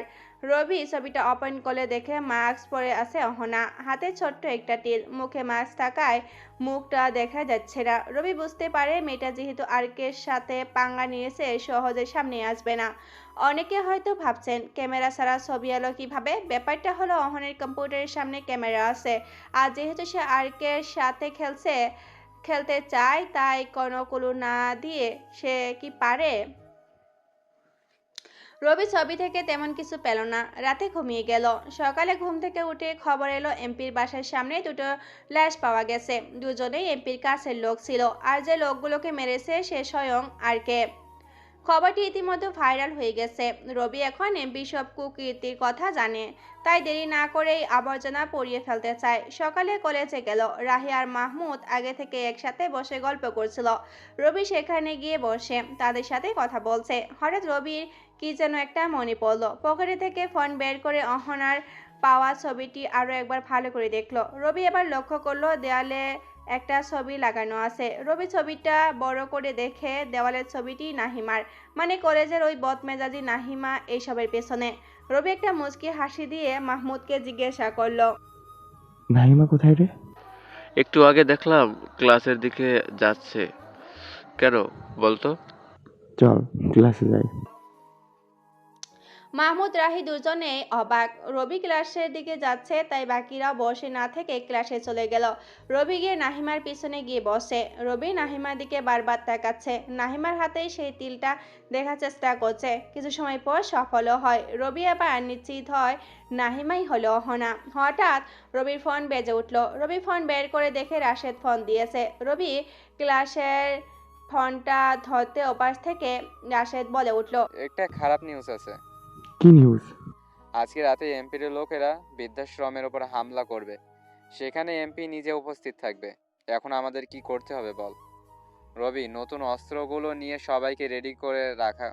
কাল আমি সেখানে উপস্থিত থাকব। রবি ফোনটা রেখে দিল। রাতে রবি গিয়ে বৃদ্ধাশ্রমে উপস্থিত হয়। রাত 9টার দিকে এমপির লোকেরা আসে। একটু পর এমপি গাড়ি থেকে নেমে বৃদ্ধাশ্রমের সবাইকে ডেকেই বলে, তোদের বলেছিলাম এই জায়গা ছাড়তে, তোরা তা না করে উল্টো কোনো একটা মেয়েকে দিয়ে আমাকে হুমকি দিলে। আজ দেখব কিভাবে ওই মেয়ে তোদের বাঁচায়। আর কে যেন ও হ্যাঁ, আর কে, সে এখানে কিভাবে তোদের বাঁচাতে আসে। রবি তাদের সামনে আসলো। একদম সাধারণভাবে না, কোনো আর্কের পোশাক পরছে না, সাথে কোনো গাড়ি বা লোকও আছে। একদম সাধারণভাবে এমপির সামনে দাঁড়ালো। এমপি আর রবির মাঝে কথা কাটাকাটি হলে একসময় এমপি রবির গায়ে হাত তুলতে চাইলে একটা বুলেট এসে এমপির হাত ফুটো করে দেয়। একটু ইশারা দিতে চারপাশ থেকে ফায়ারিং শুরু হয়। এমপি আর রবি ছাড়া বাকি সব লোক সেখানে মরে পড়ে থাকে। রবি হাসতে হাসতে এমপির সামনে গিয়ে নিজের কোমর থেকে পিস্তল বের করে এমপির মাথায় ধরে। ভাই, আমার ভুল হয়েছে, আমাকে মাফ করে দেন। আমি আপনাকে চিনতে পারিনি। এখন তো চিনতে পেরেছিস, তোর সামনে কে দাঁড়িয়ে আছে। জি ভাই, আর কে? শেষ ইচ্ছে থাকলে বল, তো সব বেআইনি হিসেবের ডায়েরি এখানে শেষ হবে। ভাই, আমাকে মাফ করে দেন, ভুল হয়েছে আমার। ভালো থাকিস উপরে। রবি এমপিকে শুট করে নিল। পুরো জায়গায় রক্তের বন্যা বয়ে গেল। সারাদিনে একটাই নিউজ, এবার একজন দুজন নয়, পুরো 30 জন লোককে আর্কের হাতে খুন হতে হলো। রবি বাসায় এসে পৈশাচিক হাসি দিয়ে ঘুমাতে চায়। সকালে ঘুম থেকে উঠে যথারীতি কলেজে যায়। কিছু সময় পর কতগুলো পুলিশের গাড়ি কলেজে আসে। রবি বুঝতে পারে নিশ্চয়ই কেউ জেনে গেছে তার ব্যাপারে। রবি মুচকি হাসি দিয়ে ফোনটা বের করে রাশেদকে মেসেজ করে। একটু পর পুলিশ এসে রবির সামনে দাঁড়ালে রাহি আর মাহমুদ ভয়ে কাঁপতে শুরু করে। পুলিশ অফিসার রবিকে বলে, এই ছেলে এদিকে আসো। রবি গিয়ে পুলিশ অফিসারের সামনে দাঁড়িয়ে বলে, জি স্যার বলুন। তোমাকে গ্রেপ্তার করা হলো। কেন স্যার, আমি কি করছি? কাল আর কে যেখানে ছিল তোমাকে সেখানে দেখা গেছে। আমাকে সেখানে দেখা গেছে, তো এখানে আমার কি দোষ? তোমার থেকে কিছু তথ্য জানার আছে। কিছু জানতে হলে কাউকে গ্রেপ্তার করা হয় না অফিসার। এত বেশি বলে ফুটছে কেন মুখে? হ্যাঁ, কথাটা বলতে বলতে রবির কলার ধরে বসতো পুলিশ অফিসার। রবি মুচকি হাসি দিয়ে অফিসারের সাথে কয়েক পা বাড়িয়ে যখনই পুলিশের গাড়িতে উঠতে যাবে, 4টা সেনাবাহিনীর গাড়ি ঢুকলো কলেজে। পুলিশ অফিসার সহ কলেজের সবাই বেশ অবাক হলো। সেনাবাহিনীর গাড়ি থেকে সবাই নেমে রবি আর বাকি পুলিশকে ঘিরে দাঁড়ালো। সৈনিকদের সাথে ছিল একজন কর্নেল। তিনি এসে রবিকে সালাম দিতেই পুলিশ অফিসারের হাত পা কাঁপতে শুরু করলো। রবি কিছু না বলে দাঁড়িয়ে সবার অবস্থা দেখছে। রবি খেয়াল করে ইতিমধ্যে রাশেদ সহ বাকি লোকেরাও চলে এসেছে। রাশেদ কর্নেলের সামনে এসে দাঁড়ালে কর্নেল কাঁপতে কাঁপতে কাঁপা কাঁপা গলায় বলল, ভাই আপনি এখানে? আপনি ডাকলে তো আমি নিজেই চলে যেতাম। আমি দেখতে এলাম এই অফিসারের কত বড় সাহস, আমার বন্ধুকে গ্রেপ্তার করতে আসছে। তার কলিজায় আমার লাগবে, তাই নিতে এলাম। রাশেদের এমন ভয়ঙ্কর কথা শুনে পুলিশ অফিসারের প্যান্ট ইতিমধ্যে নষ্ট হয়ে গেল। পুলিশ অফিসার কাঁপতে কাঁপতে রাশেদের পা ধরে ফেললো। কাঁদো কাঁদো গলায় বলল, ভাই আমার ভুল হয়ে গেছে। এমপির ছেলে জিসান আমাকে এই তথ্য দিয়েছে, তাই রবিকে গ্রেপ্তার করতে এলাম। এখানে আপনিও সংযুক্ত আছেন, জানলে আমি কখনো আসতাম না। তোর এত বক বকি শোনার সময় আমার নেই। কথাটা বলতে বলতে রাশেদ পিস্তল বের করে শুট করতে যাবে, তখনই রবি না করলো। চারপাশে সবাই তাকিয়ে আছে। রবি সবাইকে বলল যত তাড়াতাড়ি সম্ভব সবাইকে কলেজ থেকে যেতে আর এমপির ছেলেকে গ্রেপ্তার করতে। সবাই চলে গেল। কলেজের সবাই তাকিয়ে আছে রবির দিকে। রাশেদ যাওয়ার সময় রবির কানে কানে বলল, ভাবি কিন্তু দেখতে ভালো, প্রপোজটা করেই দেই। রবি মুচকি হেসে রাশেদকে বলল, যা তুই এখান থেকে। রাশেদ চলে গেল। রবি আর্কের বাহিরেও আরও একটা পরিচয় আছে, আর সেটা হলো সে সিক্রেট এজেন্ট। তাই সেনাবাহিনীর কর্নেল রবিকে এসে সালাম দিয়েছে। রবি একজন সৈনিক ছিল, ধীরে ধীরে পদোন্নীত হলো। তারপর একটা মিশনে ডাক পেলে ভালো নেতৃত্ব দিতে পেরে সিক্রেট এজেন্ট তার সাথে কথা বলে। তার ব্যাপারে সব তথ্য নিয়ে তাকে পাঠিয়ে দেওয়া হয় কিছু মাফিয়াকে শেষ করতে। সব মিশন সফলভাবে শেষ করতে পারায় তাকে সিক্রেট এজেন্টের বড় একটি পদে নিযুক্ত করে। এইভাবেই সে হয়ে ওঠে ভয়ঙ্কর থেকে অতি ভয়ঙ্কর। নাম হয় আরকে। অহনা মানে নাহিমা তাকিয়ে আছে রবির দিকে। বাকিরা তো তাকিয়ে আছেই। রবির চোখ তো কেবল অহনাকেই খুঁজছে। অহনাকে দেখে তার কাছে গিয়ে বলল, কি মিস অহনা, এত কি ভাবছেন? তুমি এই নাম কিভাবে জানলে? পরে একদিন বলবো, এখন আসি, কাজ আছে। কোথায় যাবে এখন? বহুদূর যেতে হবে। ফিরবে কখন? জানি না, হয়তো ফিরবো না। কেন বা ফিরবো?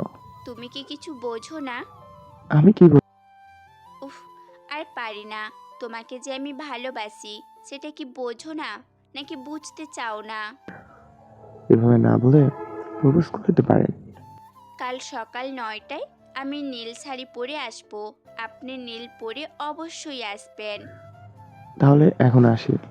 রবি অহনের সাথে কথা শেষ করে রাহি আর মাহমুদের কাছে যায়। তার বেশ অবাক হয়ে আছে, ভাবতেই পারছে না রাশিদের মতো একজন মাফিয়ার বন্ধু রবি। রবি সবাইকে বুঝিয়ে চলে এলো বাসায়।